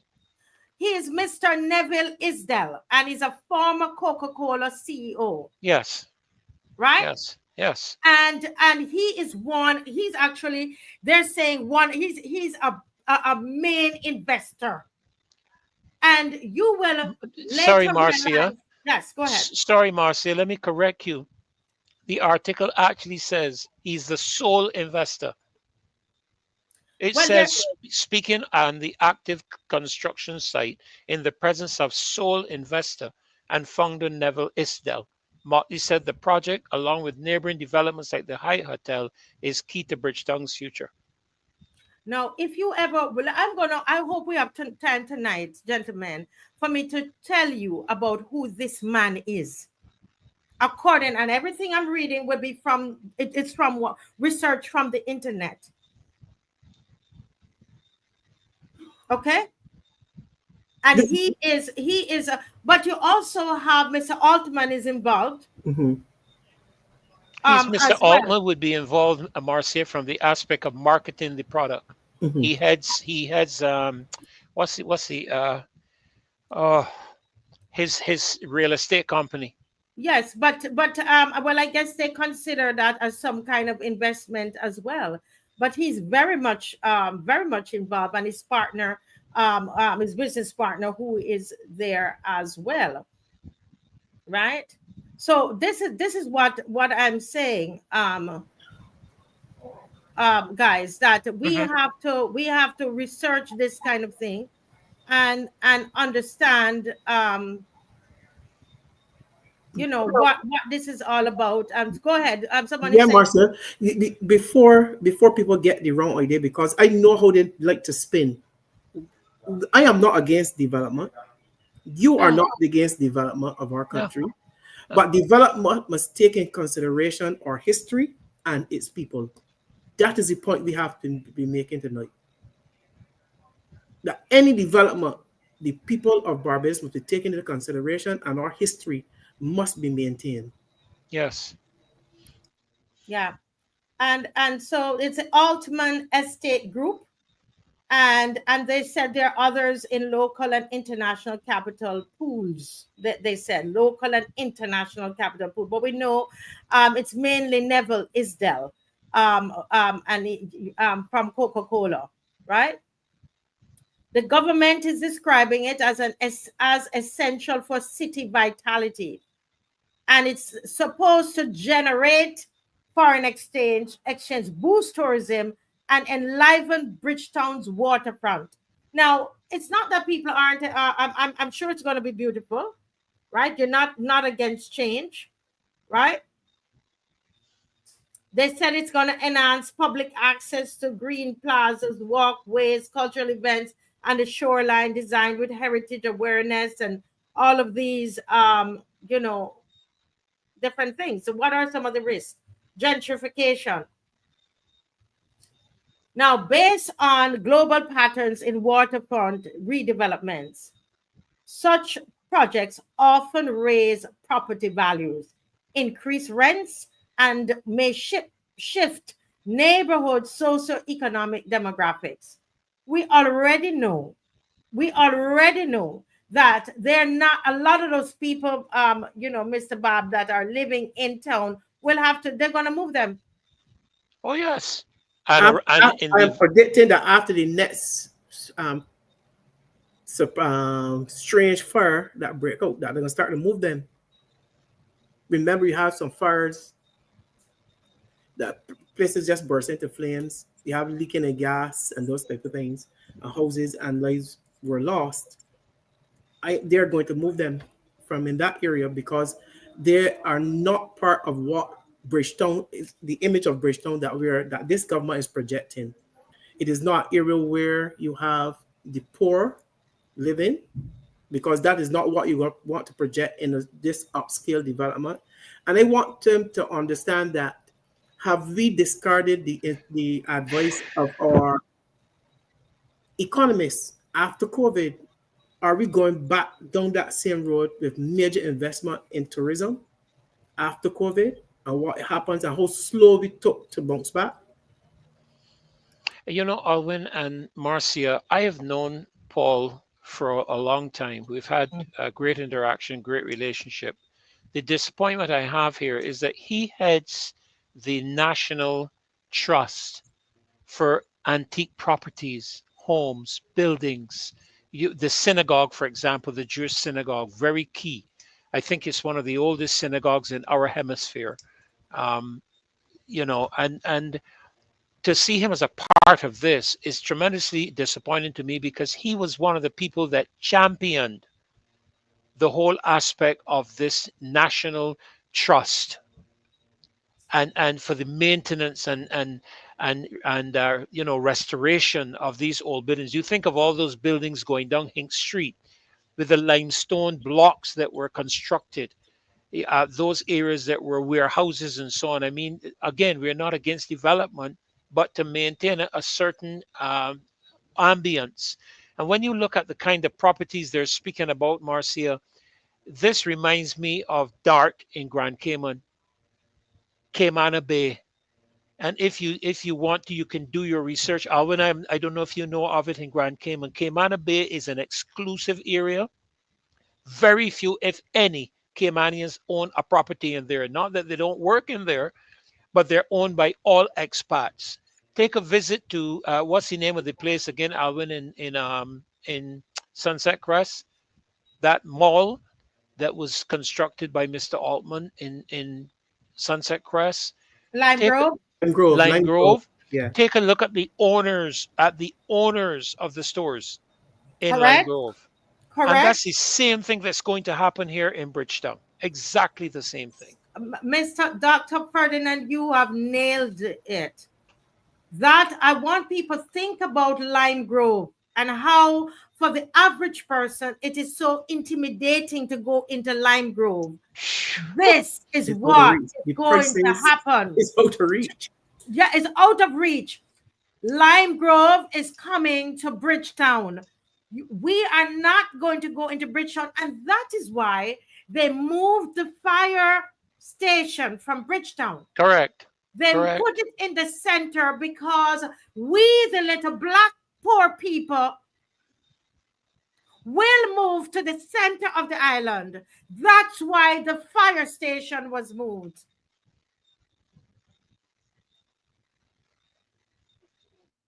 And the people who are going to be benefiting, they are elites.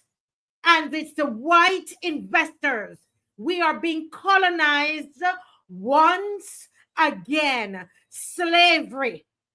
We are putting our hands like this, Alwyn, and giving it to the colonizers and walking into slavery.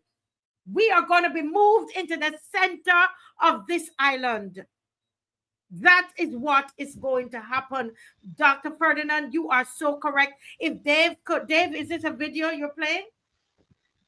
Go ahead, Dave. Thank you. We see that building as integral to the process of young people being able to live in town again, not necessarily being persons who might only be attracted to the higher price product that will come on what will come to be regarded as a new platinum mile. There you go. Platinum mile. Stop there, Dave. The new platinum mile. Platinum mile. This is what this woman you see here. All it is about this. Because money. Because even if you get if you go to the bank and you're given a card and you have a platinum card, the type of money that is on that. So when you say those things, people have to associate them with what happens in everyday life. The platinum mile, that's not for locals. Yeah. Well, the West Coast is the Gold Coast. How many locals own major properties on the Gold Coast? It's true. That's the Platinum Coast. There was actually a property in Alwyn in St. Peter that I walked on one day going up by Black Bass, up the hill by Black Bass, overlooking the entire coastal side of St. Peter. And that was, I think the name of it was Platinum something. I can't recall the final expression. But whenever you use that terminology, what you're talking about is the creme de la creme of properties, investments, stores. And as you say, which Bajan is going to be able to go into any one of those stores, pay the rent? The rent, you ever looked at the rent even for an ordinary store in Sheraton Mall? Far less in a development of this nature. Which ordinary Barbadian is going to be able to rent a space there to ply their trade? Yeah. You're so correct. And I want people to keep the Lime Grove in your head and how intimidating it is for the average Barbadian to go into Lime Grove. But play the clip, some more of the clip, Dave. Thank you. That from Pierhead to Hilton, that of the Carlisle Bay, which represents perhaps one of the most magnificent beaches to be found anywhere in the world, and certainly in the Eastern and Southern Caribbean. But it isn't only for the Treasury building to have young people live in it. Yeah, listen, this woman she's a mad. You believe you heard what she just said? It's one of the most beautiful beaches anywhere in the Caribbean. And and guess what? She's selling all of that land so that we can no longer go to Browns Beach or feel comfortable to go to Browns Beach. You already you see all the you go. When last have you been down in that area and see the building, the high rise that is going up there, the hotels that's going up there? Already, it's the same thing that happened on the West Coast, where there are parts of it we don't feel comfortable to work, and then you leave. You go to work. Yeah, you go to work and then you leave. Your work will not be a management position. Continue. Say what you're saying. Expound on that, Mr. Bob. I heard and I read about having something about tourism in schools. So I'm saying that the focus, so when you see that in education and you see all of this construction, they're more or less preparing this current generation for work in hotels and to serve in those high-rise properties. And I'm saying that you hardly see us in management positions. Black people. Talk it straight. I said us. But you even go further, Marcia. What about continuing past the Bridgetown port to the Brighton development? There's a development on Brighton for another mass of apartments and high rise, not high rise. Oh dear me. Condo living. Yeah, condo living.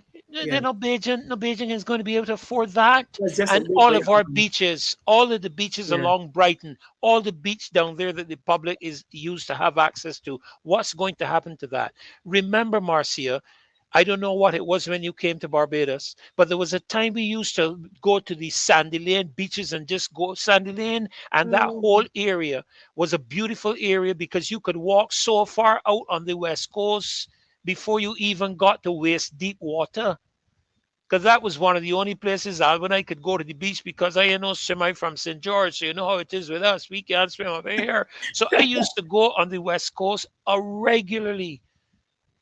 But look at it now. You can hardly find a small channel to get through. And if you get through, it is private beaching. You can't get onto the beaches. Is that what's going to happen to Browns Beach? Is that what's going to happen to the Bay Street Esplanade? Is that what's going to happen to the beach back up by where Pebbles used to be? Well, I think, some Marvin Allen, let me read a couple comments here. Marvin Allen is saying this country is going to just have the wealthy and the poor, no in between. That's another thing. I mean, it seems like a simple comment, but the middle class is being wiped out. Completely wiped out, because these elites they're going to be giving away all the handouts to the poor people in this country. That's what's going to happen. We're going to live in here with them. They are going to take up the prime property. They are going to benefit. All the investors are coming in here. They don't look like us. They look like the people on the screen, and they are going to benefit. And mind you, Marcia, she's just signed another loan. Oh, don't go to that loan yet. Let's finish this, and then we go to that. No, loan. I don't want to go to the loan. What I want to make the point is here. You talk about Abu Dhabi and Saudi Arabia and so on. My understanding was that the Defense Force area, that area coming up at the top of Bay Street, that was Heinz Hill, I think they call it, or something like that. That was earmarked for a massive hotel development with people from Saudi Arabia, overlooking the garrison as the horse races are done. And none of us are going to be able to access. I mean, you can drive through, just like you do at Lime Grove. You can drive through and walk through, no problem. But try buying a cup of coffee in Lime Grove. Yeah, expensive. Let's hear some of the comments. Get the people. Tony please. Paris says, reverse Robin Hood syndrome. Pedro Gemmet says that Barbados has the best politicians that money can buy. Somebody says, all of that, Ryan Rock said, all of that has gone through the door, but only for them, not for the poor man that went and put his house into it and can only receive $1,000 for repairs of their homes. Them telling they got to move. They've got to move. Patricia Green says Barbados being sold to the rich and the poor being killed out. I think she's talking about the crime, all the crime that is happening. Yes. Right? Somebody said they passed by the site where the Hyatt is going up and rail water in there because they're building on the sea. They're building right there on the beach, right? And they're confirming that he's the main investor. This guy Liddell here, is the main investor. And I want to tell you all something I found out about him. Sonia Perch. Where is the climate change in all of this construction? Where is the climate change? I'm going to tell you about this main investor. This whole thing of the climate change that they're fronting is a fraud. It's a fraud. Been saying that for years. You hold on, because this is nothing to do with climate change. Watch it. Andrew Broom said, reminds me of the relationship between the BLP and the Barbados shipping and trading. I don't know what that is. Anybody can explain that? Any of you? Well, that type of relationship is where the private sector was given everything. They was fully supportive of the private sector, which is, again, I want to make the point, Marcia, that we're not speaking from a racist position here, but we're simply looking at the realities. And the Barbados Shipping and Trading was fundamentally a white company, a white conglomerate, a massive white conglomerate that got a lot of benefits when the Barbados Labour Party government was in office. I can speak about that with authority because I was a member of the BLP when all of that was going on. Yes. So that's what they mean there. Thank you. Andrea Moore says, so we are out of all the best beaches. That's what your prime minister just opened her mouth and said. We're not good enough the to Platinum use those Mile. beaches. The Platinum Mile. The Platinum Mile. And she had a little smirk on her face. Marcia Shirley says a realtor told her that the condos on Bay Street will start from around 1 million US. It's not. All they have to do, as you said, is think about Lime Grove. Think about Lime Grove, what we know Lime Grove to be. Those commercial spaces that they're talking about, that's what it is. And it's not for us. They're taking us out of our town. They're taking us out of our Bridgetown. We're going to be visitors and only shoppers. Visitors. Yes. And you know, someone is saying to us not to make it a black-white issue. It's not a black-white issue. It's a colonial issue. That is what it is. We are trying to decolonize Barbados so that Barbadians can benefit from what we own here in this country. And what we're observing, Marcia, reminds me, and I have to expose myself a little bit here because I actually watch TV and movies. This reminds me of Django Unchained. And that is the black slave in the Massa house upset when he saw the black man riding on a horse with his white partner. And he was extremely angry. Here we have another demonstration of a Massa slave selling out our properties to colonial masters.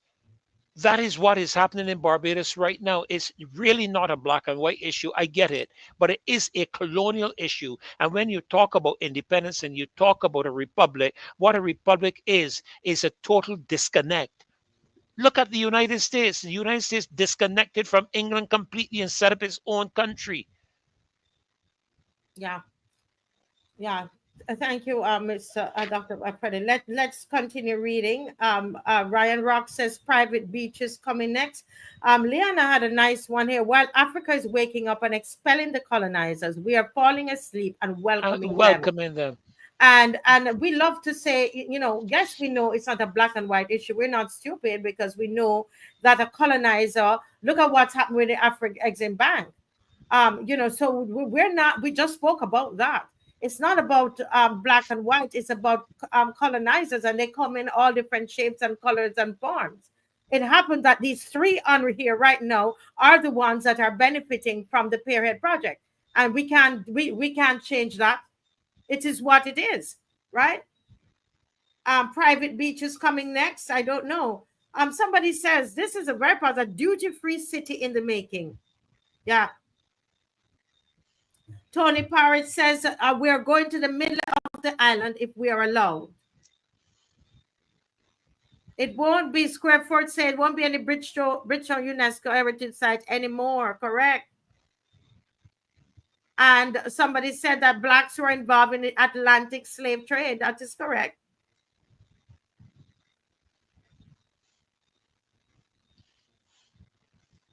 The Barbados Labour Party isn't for the average man. Somebody said, yes, Mr. Bob, Ryan Rock, that is coming. That is not the look that they want. Oh, see, you're asking what is going to happen to the apartments on the east side of Bay Street? Right. Really? Nelson Street and Wellington Street gone. That's why they started to burn it out. Before they took Gemmett's Lane, it had 3 fires. In fact, we showed you on the show that the BLP they got into office May 25th, 2018. Somebody correct me if I'm wrong. May 26, 2018, there was a fire at Gemmett's Lane. They had the first fire the day after the BLP was sworn in. The first fire. Go and research it. And one of the historians wrote about it.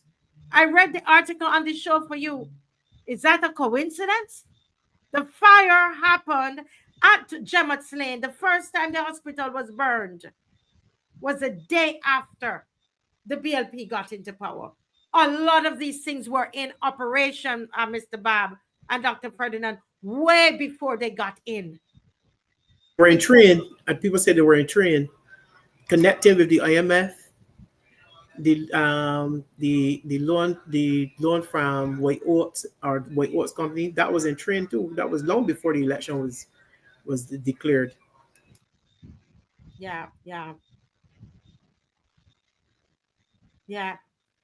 No, let me tell you something. Let me just you can put up some more of the comments there for me, Mr. Dr. Ferdinand and Dave. But I really want you to know there are 2 things I want you to know. One is that now something like this happened in Jamaica. It was called the $12 million waterfront improvement project. But the difference is, and you can go and research it because I researched the Kingston waterfront in Jamaica, the Port of Spain waterfront in Trinidad and Tobago, and you look at the Barbuda green gentrification and its disaster recovery, right? And there's one in Curacao as well, okay?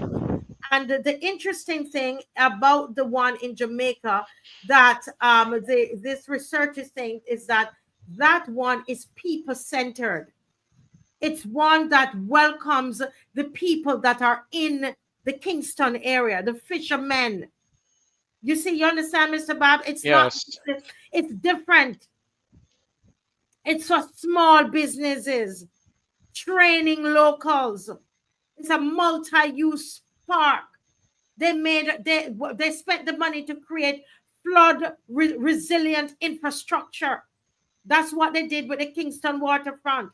The fisher folk from the south side Kingston benefited from the new coastal infrastructure like the boardwalks and the sandy landing areas that they created. If you go, you will see that in the Kingston waterfront. They improve safety and efficiency and livelihoods. In our case here in Barbados, and I have a thing, I'm going to go over this another night with you, you will see that in the case of Barbados, it is not for the locals. It's not people-centered, right? The target demographic is not, it's a high-income buyers, upscale entrepreneurs, while the target demographic for the Jamaica waterfront, it's the local communities, the fisher folk, right? Tourists, yes, and the youth. So they want it to be a combination, so they're not running us, as we say in Jamaica, running us out of Kingston.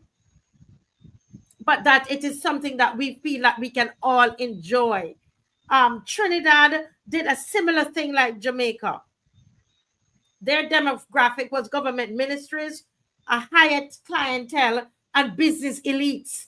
When they did their waterfront development for Trinidad, it was so government ministries, Hyatt clientele, because you know they had the Hyatt there, and business elites. Okay, and that was a mistake for them. In Barbuda, they did it for foreign investors and eco-tourists, and that is failing. Go and research it. Barbados, we're going down that same way. High income tourists, high income buyers to buy apartments. They're looking for upscale entrepreneurs. We're not going to be in there at all. Any thoughts on that, guys, before I move on? Well, Marcy, I think they're going to give some token facilities for locals. I think they're going to provide some place. I don't know where it will be, but as a token gesture for locals. Well, it will only be token. The thing is for it to be developed in such a way that the local and tourists can enjoy it. Yeah, like Oystins. Like how Oystins is. Yes. Like Oystins. But they're creating a lime grove. And the people of Barbados need to resist this. Now, you know, while you were speaking, Marcia, I did a little bit of research because I really wanted to find something out. And I did a little research on our Prime Minister's relationship with the World Economic Forum, which is a part of this process. And she's not a formal member of the board. But the statement concludes, she's prominent and reoccurring, while not a formal member. And notice the word, not a formal member, but you're a member of the World Economic Forum. And once you're a member, you're dealing with an elitist group of people who have no interest whatsoever in the poor people of any country on the planet. Yeah. And as you said, there's some connection here, but I just want to tell you about this gentleman here, Mr. Isdell. He is the chairman for the Worldwide Fund for Nature, WWF. The Worldwide Fund for Nature. And as per the internet, there are allegations of human rights concerns. Listen carefully, Barbados.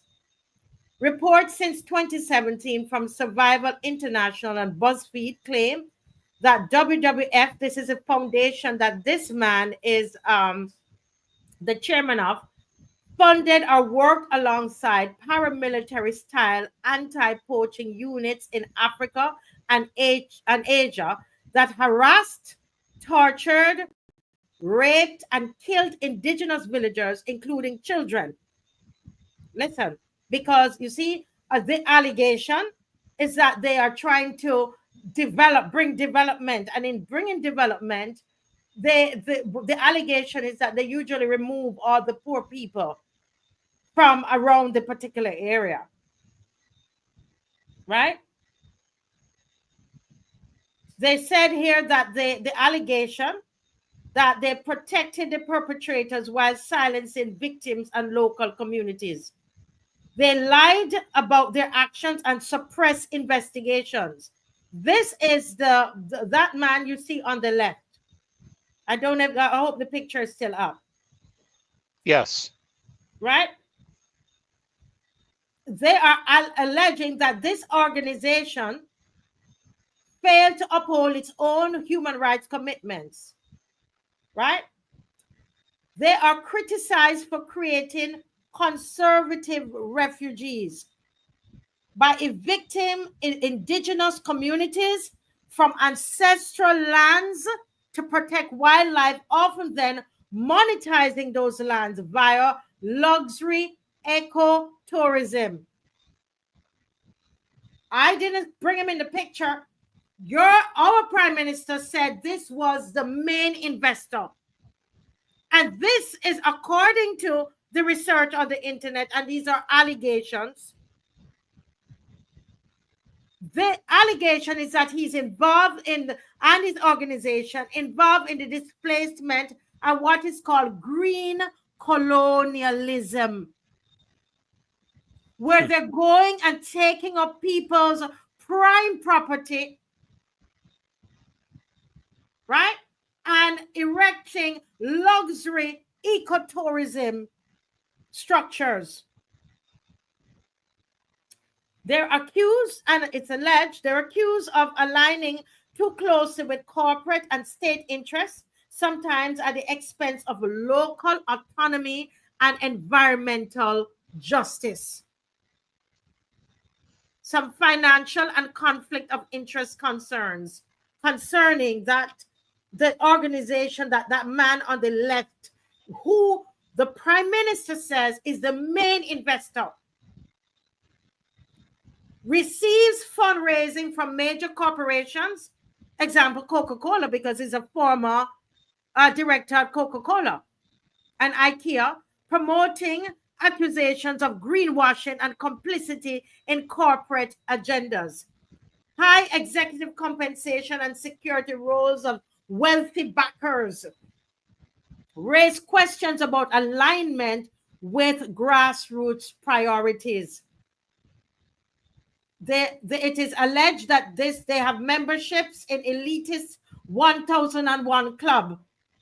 We're not surprised that that is a clientele that is going to come in that space. That's why he would be the main investor, because he's connected to this elitist 1001 club.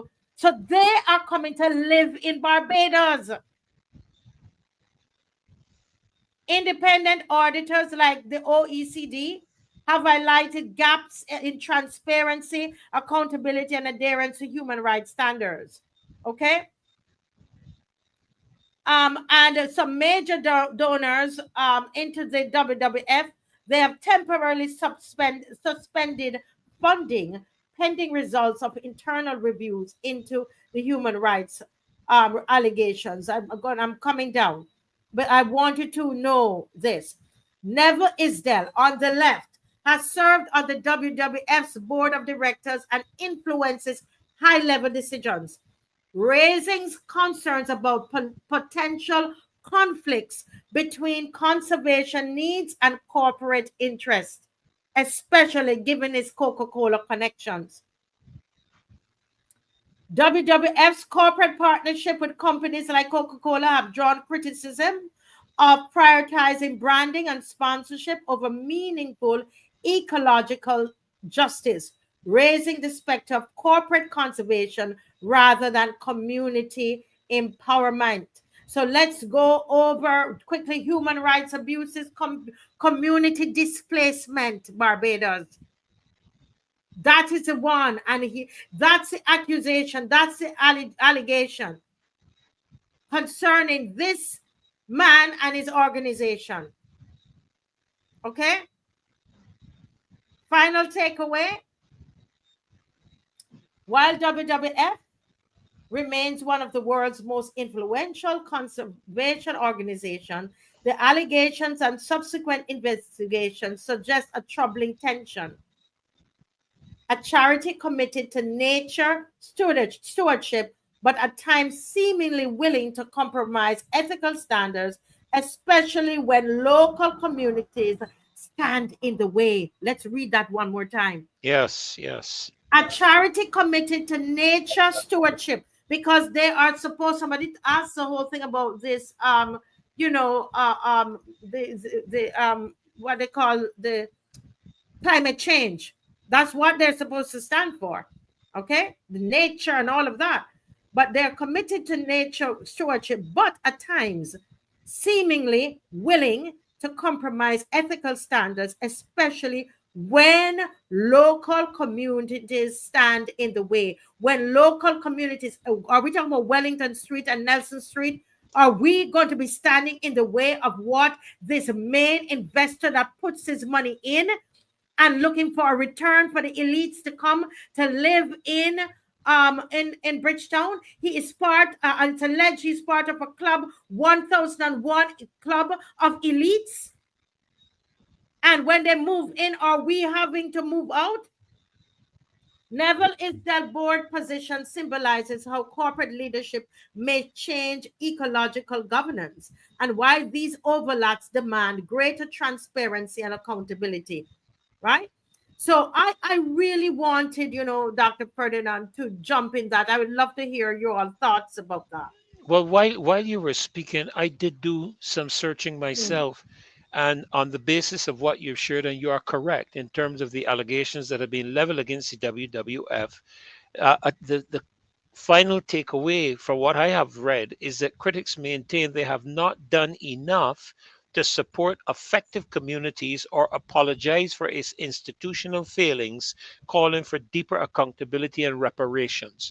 So clearly, what happens is, even in the face of the allegations, which they seem to have accepted the fact that they have not managed their affairs adequately to the benefit of local communities, they simply refuse to compensate persons who have been affected where their development aspects are concerned. Yeah. Thank you. And let me hear Alvin. Mr. Bob. Mr. Yes, Bob. yes. When there is this greed and need for money, those person or those governments will lie in bed with anybody. They will ignore their past history because all they see in front of them is the benefits. What can I benefit? So therefore, what you've read about this gentleman and his dealings and who he belongs to is not a problem for this present government. No. He has not done it to us. And we're going into a new investment with him. So this is where we're going to take the opportunity. He has the money, he has the wherewithal, and we need it. So that is the premise on which our government is operating. Yeah. Somebody asked the question. Here. Who is funding them? And it's an interesting question to ask, because I saw the question there. I don't know if Dave or somebody can find it. Who funds the WWF?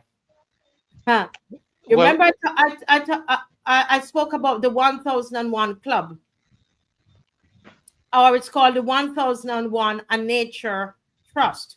This is a secretive endowment network of wealthy individuals and elites established in the 1970s that provide major discretionary funding to WWF. Right?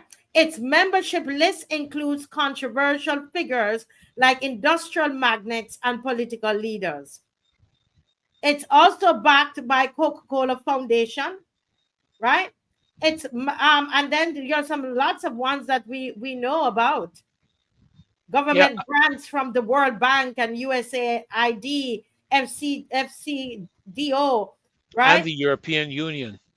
European Union, foundations like Moore Foundations, Rockefeller Brothers, MacArthur Foundation. Yes? But don't forget that I tell you about that secretive organization that they do a lot of major funding to WWF that this man is part of. That this man on the left, okay, he is a chairman of that board. What, the 1001 Club or the 1001 A Nature Trust? Okay, that is what and it matters. This person is asking a good question because it's good to follow the money, and because of ethical concerns. Ethical concerns arise when the corporate or public funding supports conservation actors or actions later tied to abuse allegations. Okay, so when you need to follow the money to know what is happening. Are they tied to powerful foundations, elite donors like the Bezos Earth Fund, right? The 1001 Club, Those raise questions about alignment. Okay. So it's going to be very, very important. So that was a great question there. Yes, Mr. excellent Bob, question. you were saying something? No, I was just saying that as I said before, it does not bother this government where the money is coming from or who is providing it. It is just that we need, there's this love and thirst. That's why we're borrowing. Who says come, we're going. With no thought about the interest or what is going to happen in the future when they are no longer in government. But we've just told by the central bank, Governor Alwyn, that the economy is prospering. Our economy is increasing. We've had growth. Why are we? Then explain what I read the other day about $50-something million drop in exports. We are not exporting anything. So how are we? We're not exporting. So therefore, if we're not exporting, we are not earning. So how are we progressing? I find that was baffling. I cannot understand or wrap my head around not selling and producing and earning, but you're going to tell us that we are progressing and we are the economy is doing great. Yeah. We're going to move to that soon because we're going to talk about this loan that from Saudi Arabia because they're saying we're progressing. We're just going to close out this and then we're going to move to that. The Worldwide Fund for Nature. Somebody's asking if it's a WEF. We're saying WWF. No, WF. Right. It's a Worldwide Fund for Nature. Right. And Sonny is saying here that she had an encounter. Where is Sonny's comment with the guy on the left, and it was not a positive at all, right? It's not positive at all, folks. This is some serious information tonight that is coming out, and I think that we really need Barbados. This is education here. This is education. This is coming out of. It's right there. The information is there. So if we spend the time and look it up, it's right there before our very eyes.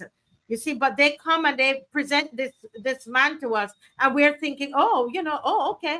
But all you've got to do is to do a little digging, and once you follow the money, then you know exactly what is happening here, guys. Yeah, you know what is happening. Somebody asked who is the female, and she is a part owner.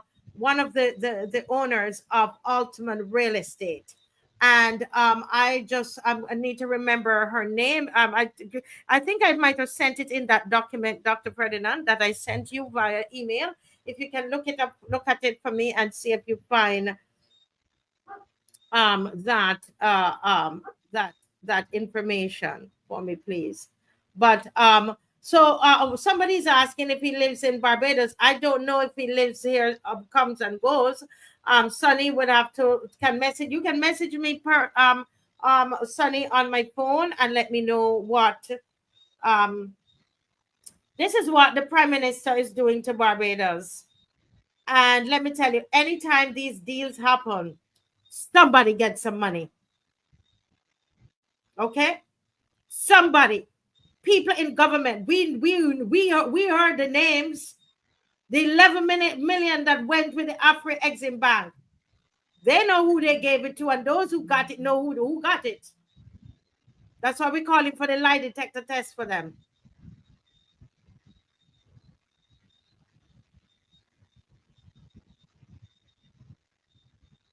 So Tyrone Blackman is saying that we don't know. I need to know for that is something that Tyrone Blackman is saying that he lives in Barbados. I did not see that on in the research. If somebody could tell me, show me where that is so, okay, before we say that. All right.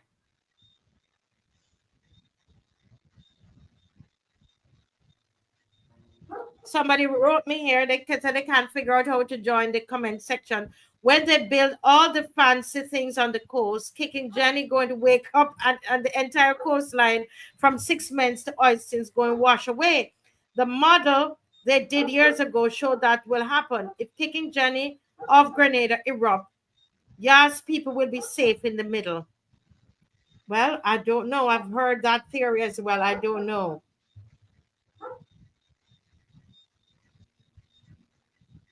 Yeah. If Sonny could message me and let me know if she knows whether or not he lives in Barbados.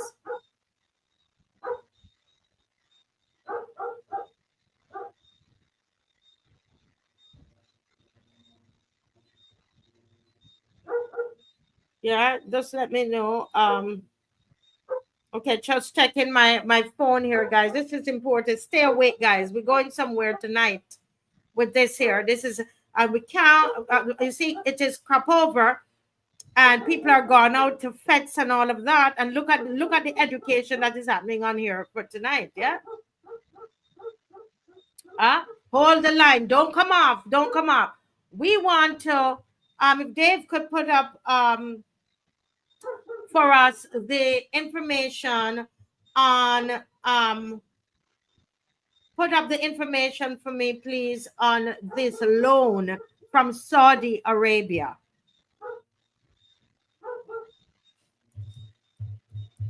Now, we're being told that the economy is doing great, right, Mr. Bob? Can you repeat what you said the governor was saying? Go ahead with that, Mr. He said that the economy is, I have to call it, but the economy is more or less, the economy has grown. But the people will still have to look for cost raises in cost of living. Things will go up. So I don't know how the economy is improving and for who. And then it's improving, but then you're still borrowing. You're improving, but still imports are down 50 million. You're improving, but you're not exporting and earning. I want that explained.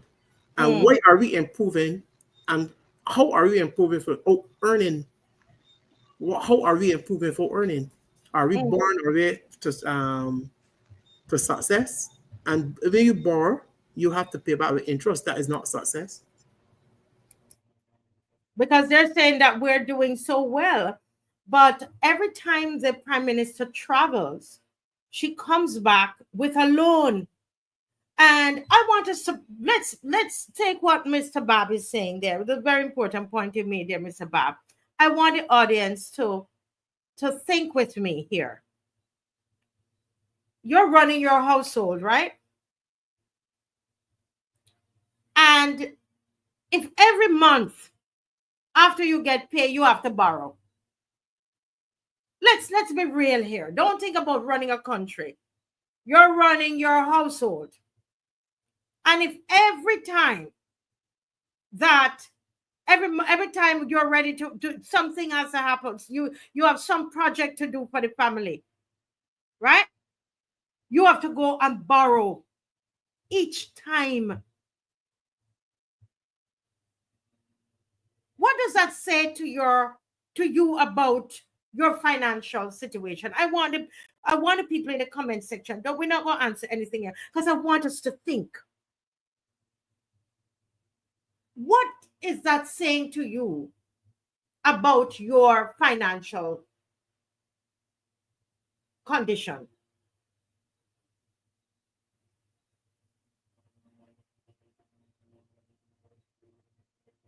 If Dave could make that picture bigger, she feels real important there. I believe we probably went to every continent. We have a loan agreement. It looked that way. But Marcia, is it this the same Saudi Arabia that we have a signed agreement on air transport services? Yeah. This is the same Saudi Arabia that will control the Grantley Adams Airport with profits that we will not benefit from for 30 years. Say that again, Dr. Ferdinand, because a lot of people not joining the dots. Not joining the dots. Say that again. This is the same Saudi Arabia that will manage the Grantley Adams Airport, from which we will not benefit financially for the next 30 years. It says at the end of 30. Sorry, go ahead, Alvin. No, you go. You finish your point. No, at the end of 30 years, I think is when we will then start to benefit. But Saudi Arabia is going to be technically managing the affairs of the Grantley Adams Airport, especially from a financial standpoint. And the Grantley Adams Airport, for people in Barbados to understand, is one of the most lucrative airports in the Caribbean. But here we have a contrast. We are borrowing, we are giving away 30 years of profits, but Jamaica and Saudi Arabia signs a deal to develop tourism ties.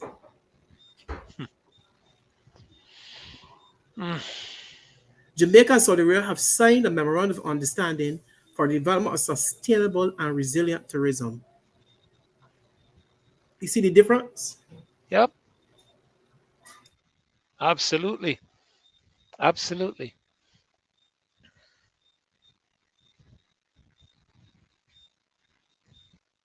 We're having a case where that we're, and I wonder how much more that we will see the presidents of Saudi Arabia. We've now given them the airport, and now we've taken a loan for housing and health. Housing that needs to be qualified and quantified, and health. What areas of health will benefit, and how will it benefit housing?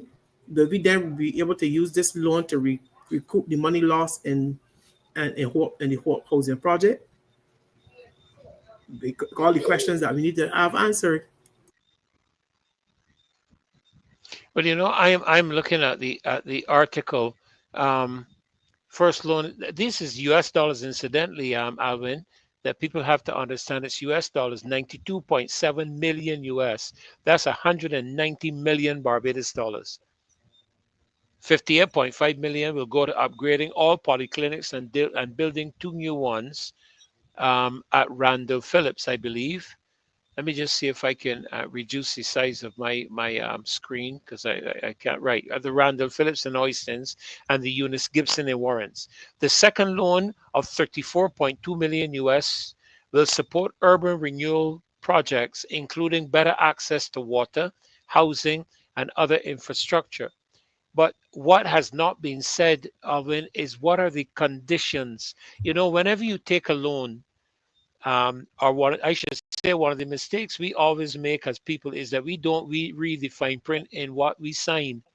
We don't. You go and read the fine print in your flow bill and see what flow doesn't have to do.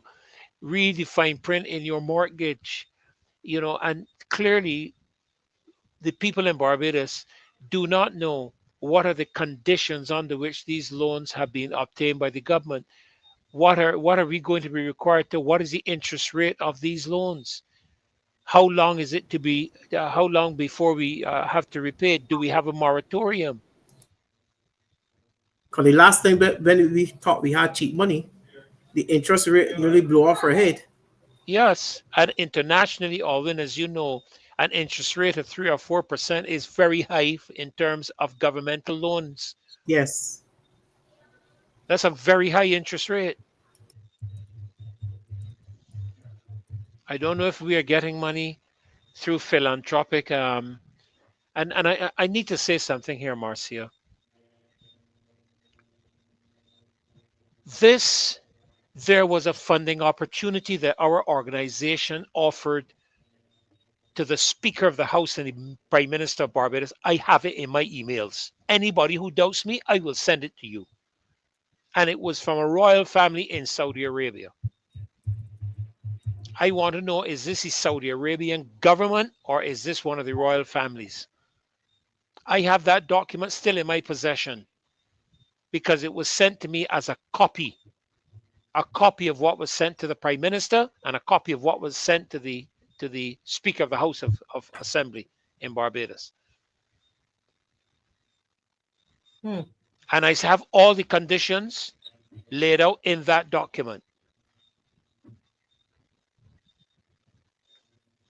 I read the other day about the millions being collected per month as it relates to the sewage tax. I saw that, but I'm reading here. Is it not enough to afford us the opportunity to provide eliminate pit toilets in urban areas or include better access to water and housing and is housing. is approximately 1 billion Barbados dollars a year, Alwyn. 80, and this the not minister. What's his name again? The gentleman that was in as the advisor.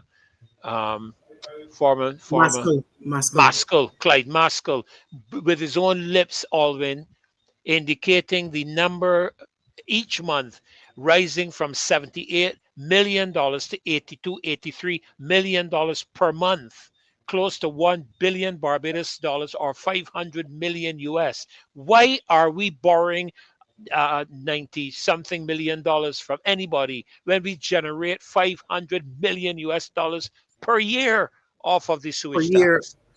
and then and it's support. So I don't know what that money, because if you're What has happened to that money? no, Yeah. You know, this is and you know what they do, they're telling us, you know, gentlemen and viewers, that this loan is for health, right? And you know, for housing and health. So of course these are critical needs, right? So the loans targeting critical needs. And so, you know, people say, well, you know, that's good, it's housing and health. But especially with the rising debt costs, you know, that we have, when you think about our interest rates and the level of our indebtedness of Barbados, you know, all of these external lenders that we have, then we have to demand some kind of vigilance. We have to ask, there's some particular questions that we need to ask. One, we want to see Barbados, listen up. The full disclosure of the loan interest, the loan terms. What's the interest rate for this loan? The repayment timeline. Who's watching over those things for us?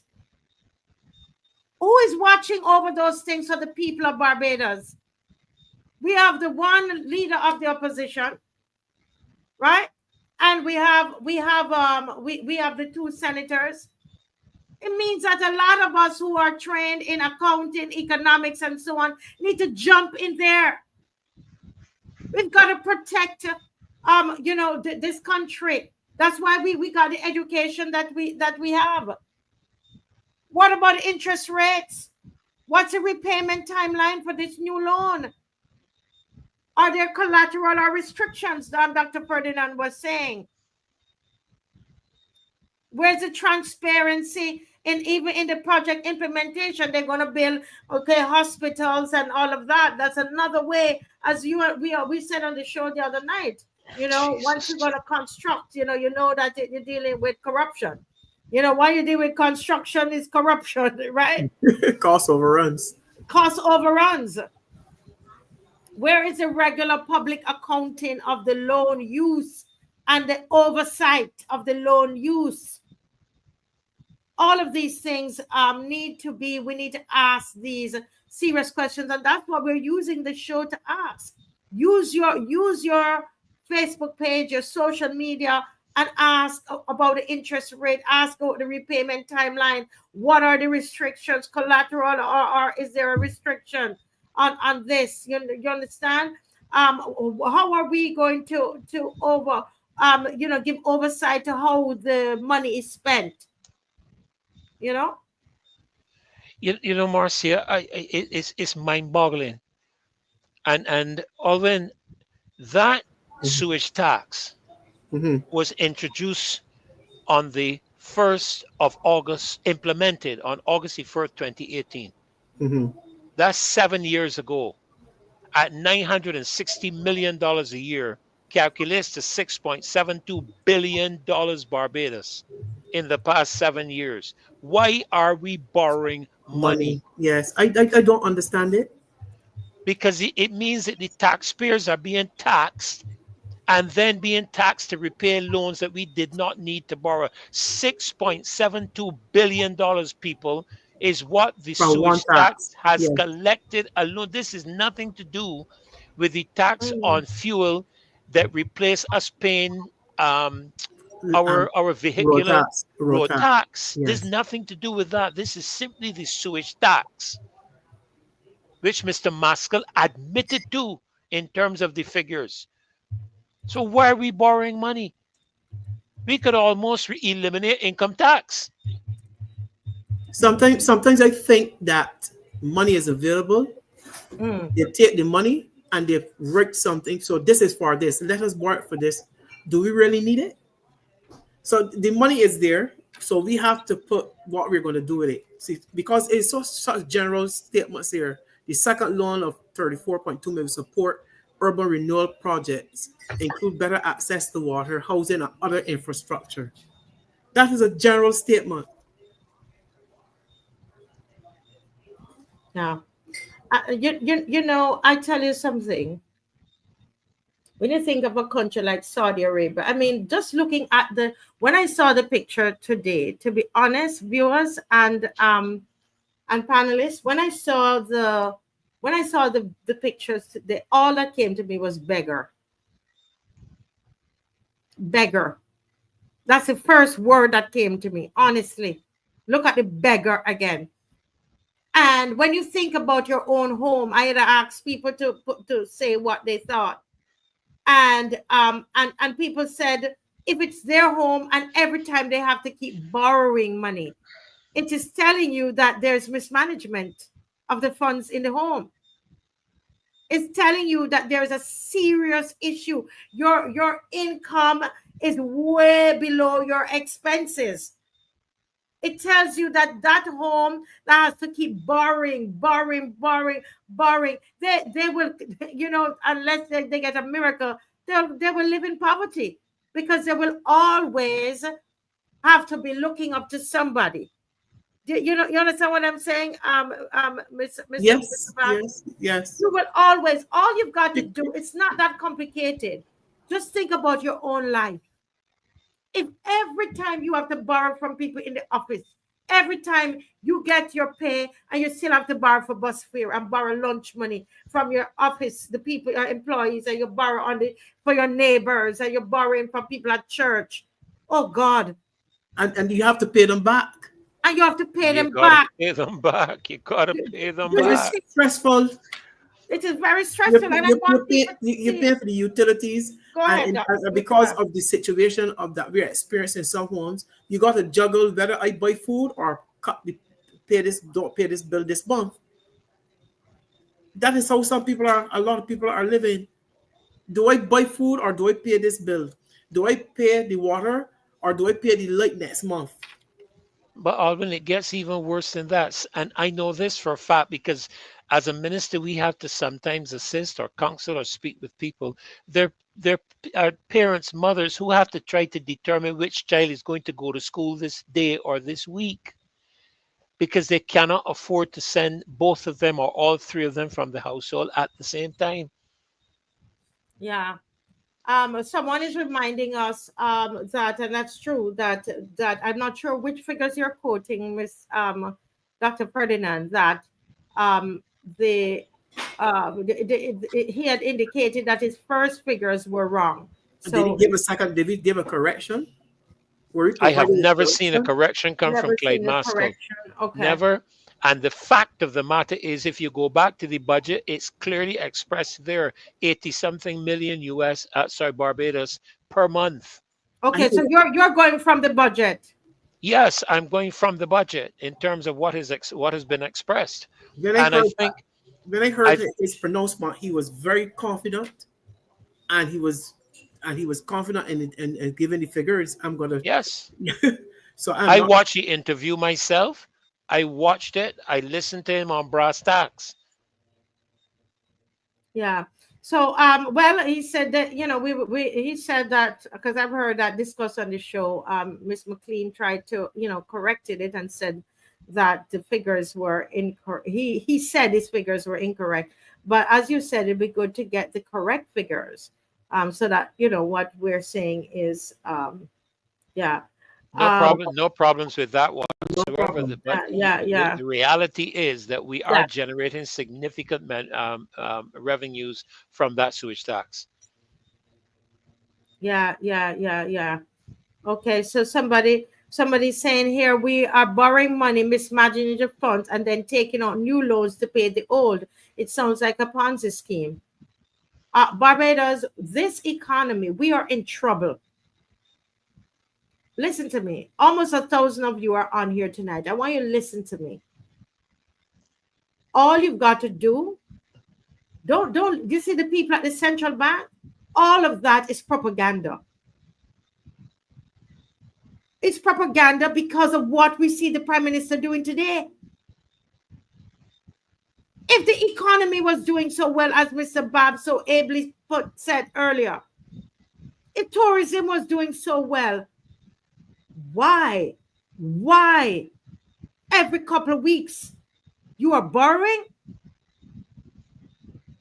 This country is in deep trouble, deep financial trouble.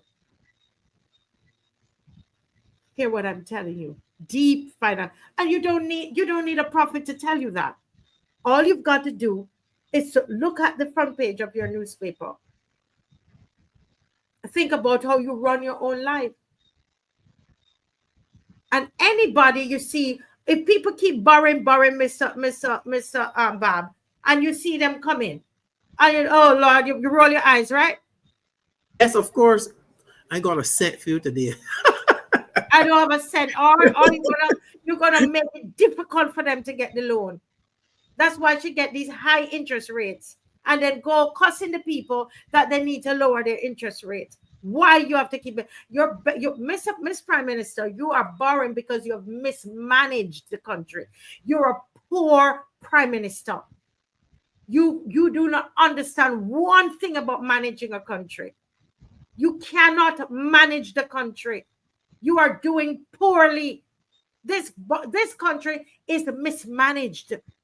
Anybody can see that.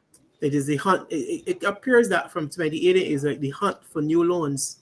Every year, the hunt is on for a new loan. Where is it? Let's go find it. Tired. Yes, we tired. We tired saying the same thing every year. Yeah. You see, we're in deep trouble. We cannot pay our debts as they become due. We can't do our own hospital. We can't do nothing for ourselves. Go ahead, Dr. Purdy. No, I was just checking in terms of the budget. It had been re-established or reviewed to be around 344 million per year from the sewage tax. 344 million. That still puts it at 7 3s at 21, 7 4. That still puts it around 2.8 billion Barbados dollars. That's $1 point something billion. It's $1 billion tax. Yes. I don't care whatever direction they swing. It's $1 billion tax. And if it's $1 billion of revenue generated, the question remains, why do we need to borrow so much money? And our foreign reserves that we always hear the Prime Minister pontificating on is as high as it is from the borrowed money. You just indicated the export decline of $50-something million, Alwyn, and this is not the first year. This is not the only year we have experienced that. The only thing generating revenues really in Barbados from a foreign exchange perspective is the tourism industry. What manufacturing is going on in Barbados? Can somebody tell me how much are we generating annually from manufacturing exports, furniture, clothing, you name it? Companies that are set up in Barbados who do like how we used to have what it was that replaced Sheraton was built on now, Alwyn. That company from years ago that used to operate out of the complex by Sheraton. Intel. Yes. We don't have any. What Intels do we have in Barbados that are manufacturing their product here in Barbados and exporting? What do we have? We have had it. Go ahead. We're not earning. We are not earning, or we are not earning money. We are borrowing money. So we are borrowing money from Tom to pay this month, and then we go to Suzanne and borrow money to pay Henry, because you know you have to pay back the loan. So I don't understand how the central bank government can say that we are doing so well. Oh my goodness, this is we're What a in tangle! this, What a yeah, this tangle web we country weave. is in trouble. This country is in trouble.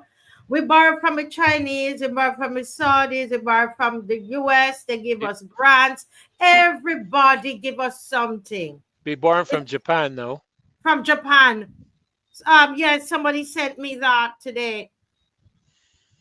Guys, the phone line is open, and if you can bring up the stuff on Japan, Dave, to put up on here, we are in trouble.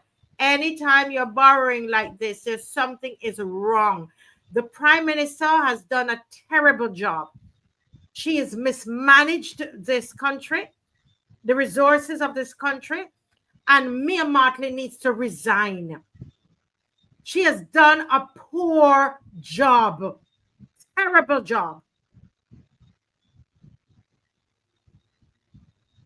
There's nobody could convince me otherwise. I think the finance minister needs to resign, needs to be fired. Well, she's not going to fire herself. He's a minister in the minister. She's not going to fire herself. Exactly. All right. She's not going to fire herself. Because I believe that that is sometimes you have to tend to think that this is how she manages her own normal life and affairs. So it becomes a natural thing to do. You borrow your way out of problems. There's money available. You go where it is and you borrow. And you don't bother about the payback. It will be paid back. So I think that's how I see this government operating. Borrow the money. Somebody will pay it back. Well, this is a bring drinks and somebody will pay economy. Bring drinks and somebody will pay. Somebody pay. I can confirm, Alwyn, because I say things and people think I'm kidding about it. Commissions for potential funding, whether philanthropic or grant or loan, run in the area between 1.5% to 2.5% to 3%. It means that if I were to approach a country or organization or philanthropic donor for assistance in funding governmentally in the country, and I were able to swing the deal, so to speak, whatever that deal is for, I would receive between 1.5% to 3% commission. Calculate that on 92.7, is it 92.7? $92.7 million at 3%. Even calculate at 1.5%. You got a good pay there, sir. Right. Listen, this thing is serious, Barbados. Very serious. I want you to realize, I'm serious. It needs to hit home.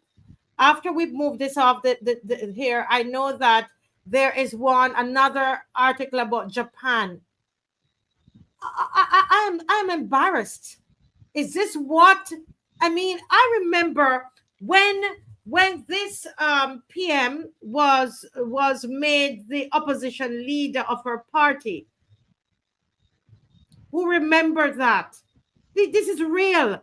We have to be real about who we gave that authority to be Prime Minister of Barbados. But you will recall, Marcia, that her colleagues called the former, now deceased Prime Minister of Barbados and asked him to come back and take up the reins of leadership of the opposition party. Otherwise, the party would disintegrate. Of course. And you know why? It's alleged that this is the allegation, is that the money that was in the treasury of the BLP was gone, spent. Not trying to say anybody stole the money, but was mismanaged. All of the money that was given to the opposition leader at the time, that they started with. Unlike, not like the DLP, where they're not giving them anything at all, to them to have anything in the kitty. Hey, the kitty empty. Owen Arthur had to come in. That's why he was brought in, to rescue the party. Those are the allegations. So why did we think that this person was going to be able to manage a country? What were we thinking? And we were warned. We were warned, Marcia, by someone who knew her exceptionally well. Yeah, we were angry too at that point in time. Yeah, we were angry. Very angry. And sometimes I have learned that when you get angry, that you walk away before you say. Correct. You say something, or you make life-changing decisions. And we made life-changing decisions in 2018 that is affecting our country today in anger. And up to 2022, nobody was listening. Nobody wanted, because we got caught up with the flowery language and the bright lights and the presentation. And we did not see the true nature and the character of the person. And now in some instances, we still can't believe that we gave away our trust so openly. And I think that's the problem, And because we were hurt by a former government that we trusted, but then this person is doing a lot worse. Yes, and that's the thing about it. We got emotional, and we forgot that this was a person that was removed as the party leader, okay, because of mismanagement, right? And it wasn't just because of the party. You ask anybody that's close and you will hear. But we took up the leading of an entire country and gave it to somebody that we thought was an orator. Because somebody can speak don't mean that they understand dollars and cents, and they can manage and govern, We can see that in her, because she talks a good talk, but she does not understand numbers and dollars and cents and balancing anything, a budget. She doesn't understand it. And yes, I tell you, she understands borrow and spend. She understands borrow and spend. Right. Is this what she does in her personal life? Just borrow and spend? It's a question. Is this what was happening at the BLP headquarters, why they removed her? Those men had to go in there and remove her. And it's a shame on a woman. Women are normally good at knowing how to make money work. You know what I mean? I am telling you. Yes, in your household. I am telling you. To spend, listen, and save, and my mother can save. My mother taught us how to save a penny from a cent. You don't eat everything. You leave some. You don't eat out everything, and you save. And Barbadian women tend to be like that. They're good economists, because you cannot understand how a single parent in our home of a woman can earn enough and feed her children, and they don't go to sleep hungry. That is how our women behave. And so it's a shame on women. This is not about women bashing women leadership. Not at all. It's a shame, because we can stretch money and make it work. And this ain't working, Mia Motley. You're terrible at this job. And you're making us women shame. That's why the people thought that you could do it, because now we knew that things were tight. So when things tight, you feel, bring a woman in there and she go and make it happen. As we all know, what our mothers did as Black women and women on a whole. But you have done a terrible job, and the what I'm hearing is because she grew up with a golden spoon in her mouth. She doesn't understand money. She was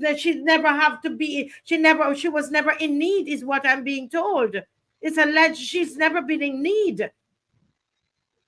That is never in a position where you have to cut and contrive. You heard that before? You've ever heard that? Oh yes. Yes. Oh yes. If you're not in a position that you have to cut and contrive, as the old people say, then it is not a normal thing for you to do. Oh yes. Wow. She grew up in a well-to-do family. Well-to-do family. I am telling you. I mean, we're not criticizing her for that. You know, God bless her. No problem. It is about we're talking about the ability to manage a situation. Yes, and to come up where the people benefit. Whatever you do financially, it benefits the people that you were trusted to. The people trusted you to manage our money, because all of us can't go to the House Assembly. All of us can go and sign on the dotted line or sit down and negotiate. So therefore, we go to the polls and we vote in confidence for that person who we believe at that time that we can trust our affairs, economic or health or education with. And she's done a poor job.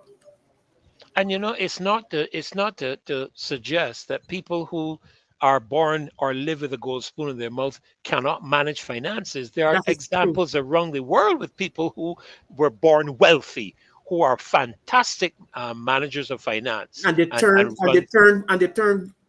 2 talents into 4. Yes, correct. Yes. Absolutely. They're masters at investment. They're masters at foresighting things and forecasting things, and they know risk and all these different aspects of financial investment, and they take what they have and they invest and multiply it. And look, we have had. 1 second there, Dr. Yeah, go ahead. Ferdinand. Go ahead. I want Dave, please put that up and I know you want to put something else, but let us address that quickly before we if you could put back the WEF picture. Dr. Ferdinand, just quickly make the point, and then I'm going to... No, go ahead, please. No, go ahead. You sure? Go ahead. Okay. Yeah. Dave, the picture that came up there, it's somebody from sent this to me, and it shows you that this guy Isdell, that is the main, she said it, the main investor in the Pierhead project, is connected to the World Economic Forum. Oh, yes, he is. Right? He was at the annual meeting in Davos in 2007, and you see who she's associated with. Now you have to ask the question: why is it that he is the main investor? The man there on the right, I think that's him on the right. Yes, it is. Yes, that's him on the right. Okay, he's the main investor in the Pierhead project. This man, Isdell. Why? He's connected to the World Economic Forum, so they're doing their bidding. And remember, those of us that they're going to push in the center of the country, we will own nothing and be happy. That's what the WEF says. If you think, try and understand where we're going here with this and the plan for Barbados. She travels and gives away the country, sell the country, and we don't know about the kickbacks. Huh? We need you, ma'am, Prime Minister Mia Martin, we needed to take a lie detector test and tell us about these, about kickbacks. She promises a way what doesn't belong to her. She promises a way which doesn't belong to her personally. That's very dangerous. You can't promise out what ain't yours. Is the people of Barbados. And you should come to us and say, look, this is what we're planning to do. You don't do it. You don't promise away other people's property. You're just put there as a manager. This country does not belong to you. She can't. She can't, because she's the poster girl of the WEF, the UN, the WHO, and most importantly, climate change. But when it comes to looking after the affairs of Barbados, it would be interesting to find out how many days the Prime Minister spends in this country managing the affairs that she was elected to office to do for our country. She was not elected to office to jet set around the world for the World Economic Forum, where she is a speaker, for the World Health Organization, where she's spoken, the UN, where she's spoken. She's the climate change poster girl around the world. She was invited to the last Davos meeting.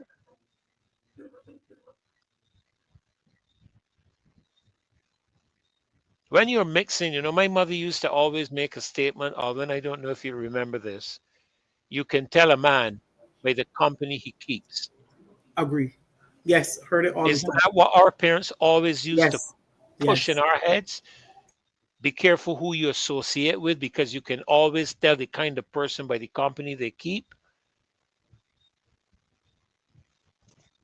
And the rubbing shoulders that we were introduced to was just a snippet of what she was going to rub shoulders with. Look, when you go back and you see these things, they were right in front of your eyes. Always, always. And the more you think about it, go ahead. But let me rubbing shoulders was about the ordinary person with I'm going to rub shoulders with the international community. That's what rubbing shoulders.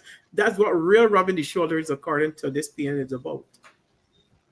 This is some serious, as they would say, we need some serious doo-doo. No, man, we need some serious doo-doo here. This country, think about it. So you're telling me that the Saudis now are coming in they're going to control then the health for these health facilities, and water. And as somebody said, they mentioned health and water because they want us to shut up. When did we get here? Yes, but don't forget. Because we have the debate out there is crime, water, quality water, and the third situation that we find our healthcare system in. So therefore, you say something in the public just to quiet the noise a bit. But don't forget this aspect of water, Marcia, is a part of the Sustainable Development Goal agenda for 2035, I think it is. They moved it to 2030 from 2030? It's 2030 then? 2030. Yeah. Okay, 2030. And remember, she wears that pin only. She does not wear our national flag. Yeah. Wow. This is, I'm telling you, if this doesn't bring us to that Saudi Arabia thing is jolting. It jolts you. And then when we haven't even touched the Japan, we're going to go into the Japan one next time.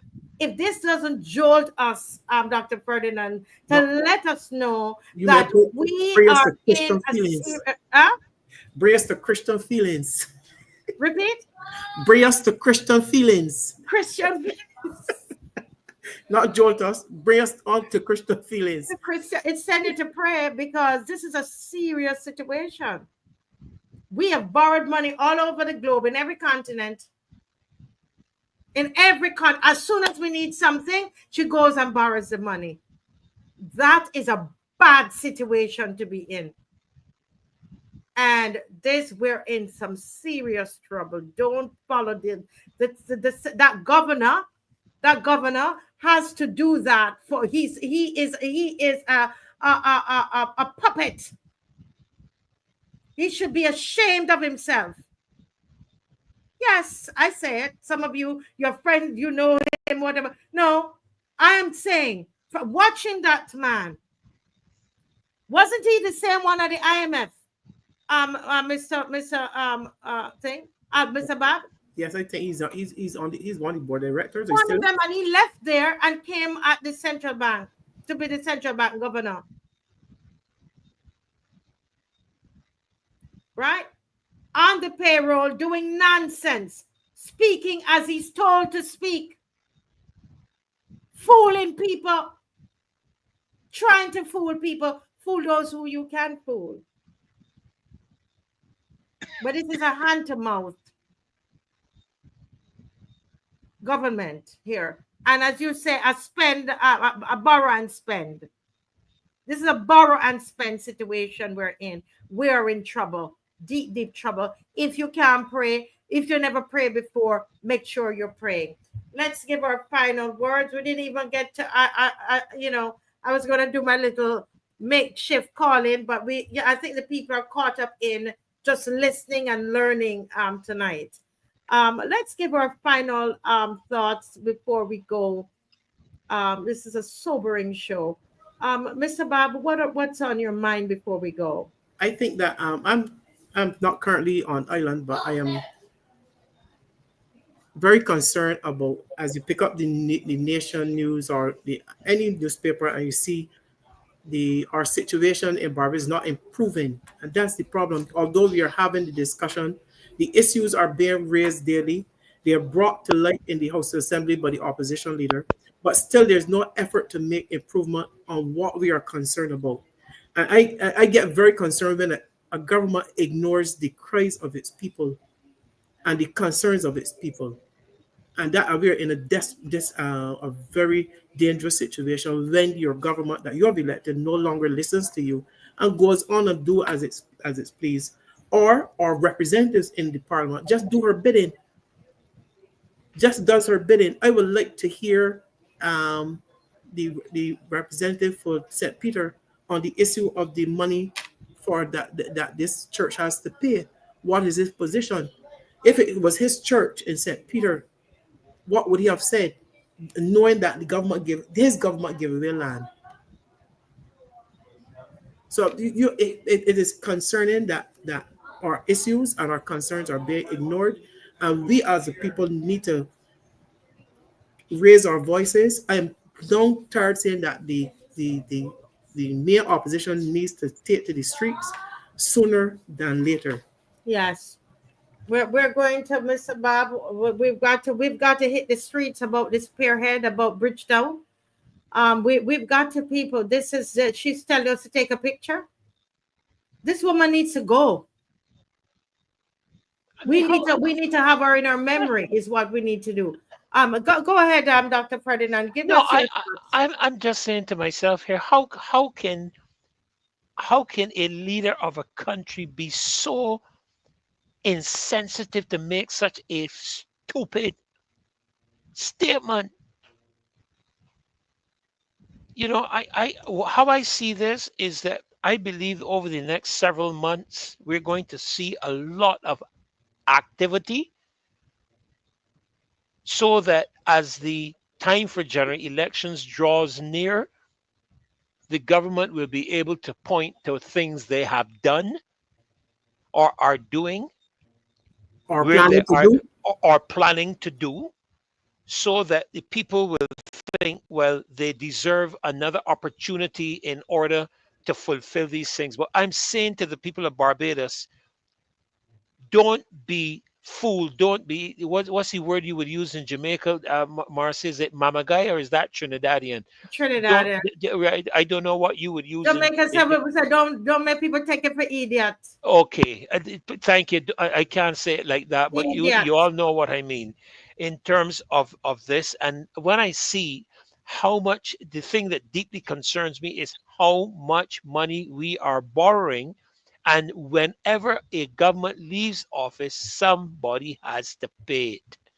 And I am deeply troubled by the fact that my children, my grandchildren, and possibly even my great-grandchildren are going to be left saddled with an enormous load of debt if we do not take pay urgent attention to it at this time. Yes. And as somebody says, the only way for any improvement to happen is to get this prime minister out of office. She's not going to do anything that benefit the people. She hears, but she don't give one half red cent. I think so too, and she needs to go. But as I close, my final word is about Walk Holy. The mission of Walk Holy Kadooment Band is to see God fully represented in our culture with a specific focus on Kadooment Day. Very much like the marches, Walk Holy does not have any large corporate sponsors. With a reduced budget of just $16,400, we are in need of another $6,000 for the August 4th mission to cover basic expenses similar to our marches, but on a bigger scale. There's a truck and the trailer, the massive sound system, musicians in the live band, care packages, and other cultural elements to be funded. In addition, members of the Walk Holy are provided with a full meal on the house after they complete. You can join in gathering the patriots of this great nation by making a donation in kind to our care packages. You are also welcome to join the band to assist in giving out packages and water to the patriots. Call or WhatsApp. You can call my number and I'll pass you on to the band leader. Or you can call 245-0396. Okay. Yes, that's what can happen. 236-7000 if you want to learn more about the Walk Holy Band. All right. Thank you all so very much. And Dr. Ferdinand, we did not talk about your wife's. I guess we could do it on Friday. We needed to do that. Yes, that's fine. That's fine. Yes. We can always use it, but there are things that sometimes are critically important for people to know, although this is a very critical matter for us. But even more so, the people need to know what's coming down the pipeline for them, that we are able to express to them. Yes. All right. So folks, good night to everybody. An amazing night of Thank education. you. Thank you so very much. Bless you all, man. Just wait. Let the panelists wait for me wait, please. Yes. Dave, you had a song there, Dave. Yes.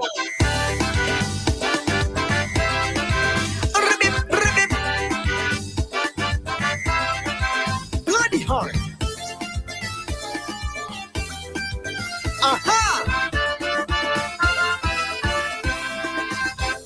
I felt I should stop saying Kaiso, cause since Junior Monarch I ain't had no bite. That's what I say. Bashment and soca is the thing for Dynamo, because Calypso I just struggle to write. Some tell me don't come out and play that tyrant in politics, cause I don't have a clue, but that's too big for you. So I really had to take care while I was writing this song, because I didn't want to hear the things I writing were wrong. I write that this small country that's borrow too much money. I hear don't write that. You're wrong about that. I write that our leaders like them ain't have no answers. I hear don't write that. You're wrong about that. Every time I write around, if I write that vengeance regret, the government tell me like every time I write around, if I write some MPs who fail, holding on to me a coattail every time I write around, so I really don't know how long I can take to finish this song, cause every time I write bloody hard. I write that you should protect yourselves against these criminals, crooks, and these gunmen. We should get tasers. Furthermore, you can't write that. The commissioner said to cooperate. I convince myself to keep writing, but leave out all of the politics. I see society malfunctioning, so that should be an easy topic. Blind men could see that crime overweight and out of hand, while paychecks undersized, murders and prices on the rise. I had a rush of ideas, so I started to write them down. But then I heard a voice say, the things I writing are wrong. I write that many Bajans living in sufferation. I hear don't write that. You're wrong about that. People can't feed them children, but me I can't spare $1 million. Don't write that. You're wrong about that. Every time I right, I wrong. Every time I right, I wrong. If I right, our killings increase. Since the government pay for peace. Every time I right, I wrong. Every time I right, I wrong. If I right, people don't get killed. In Sandy Lane or Apes Hill. Every time I right, I wrong. Every time I right, I wrong. So I really don't know how long I can take to finish this song. Cause every time I right, I wrong. Bloody hard. I right. If you spare the road, you get body chill. Beat them. Boy, you hear you can't write them things. You're gonna want them trying to beat you like that beat the teachers. I kept on searching for an angle so that my song will go really down. I hear right about somebody controversial, so I thought, who better than Donald Trump? But I say I ain't writing about no American. When I can see and tell, we only there's mad as hell. So I already knew before penning my opinion. Some people would have the view, the things are right and are wrong. Alright, MPs, let's hear when the woman tell them, no, don't write that. You're wrong about that. I write some business teeth bold, but only these that get whole. I hear don't write that. You're wrong about that. Every time I write, I wrong. Every time I write, I wrong. If I write, who bring it in guns? Cause the cowboys are Indians. Every time I write, I wrong. Every time I write, I wrong. If I write, these gone to sleep. Tell me how them game when I sleep. Every time I write, I wrong. Every time I write, I wrong. So I might as well just go along and try to write the next song. Cause every time I write,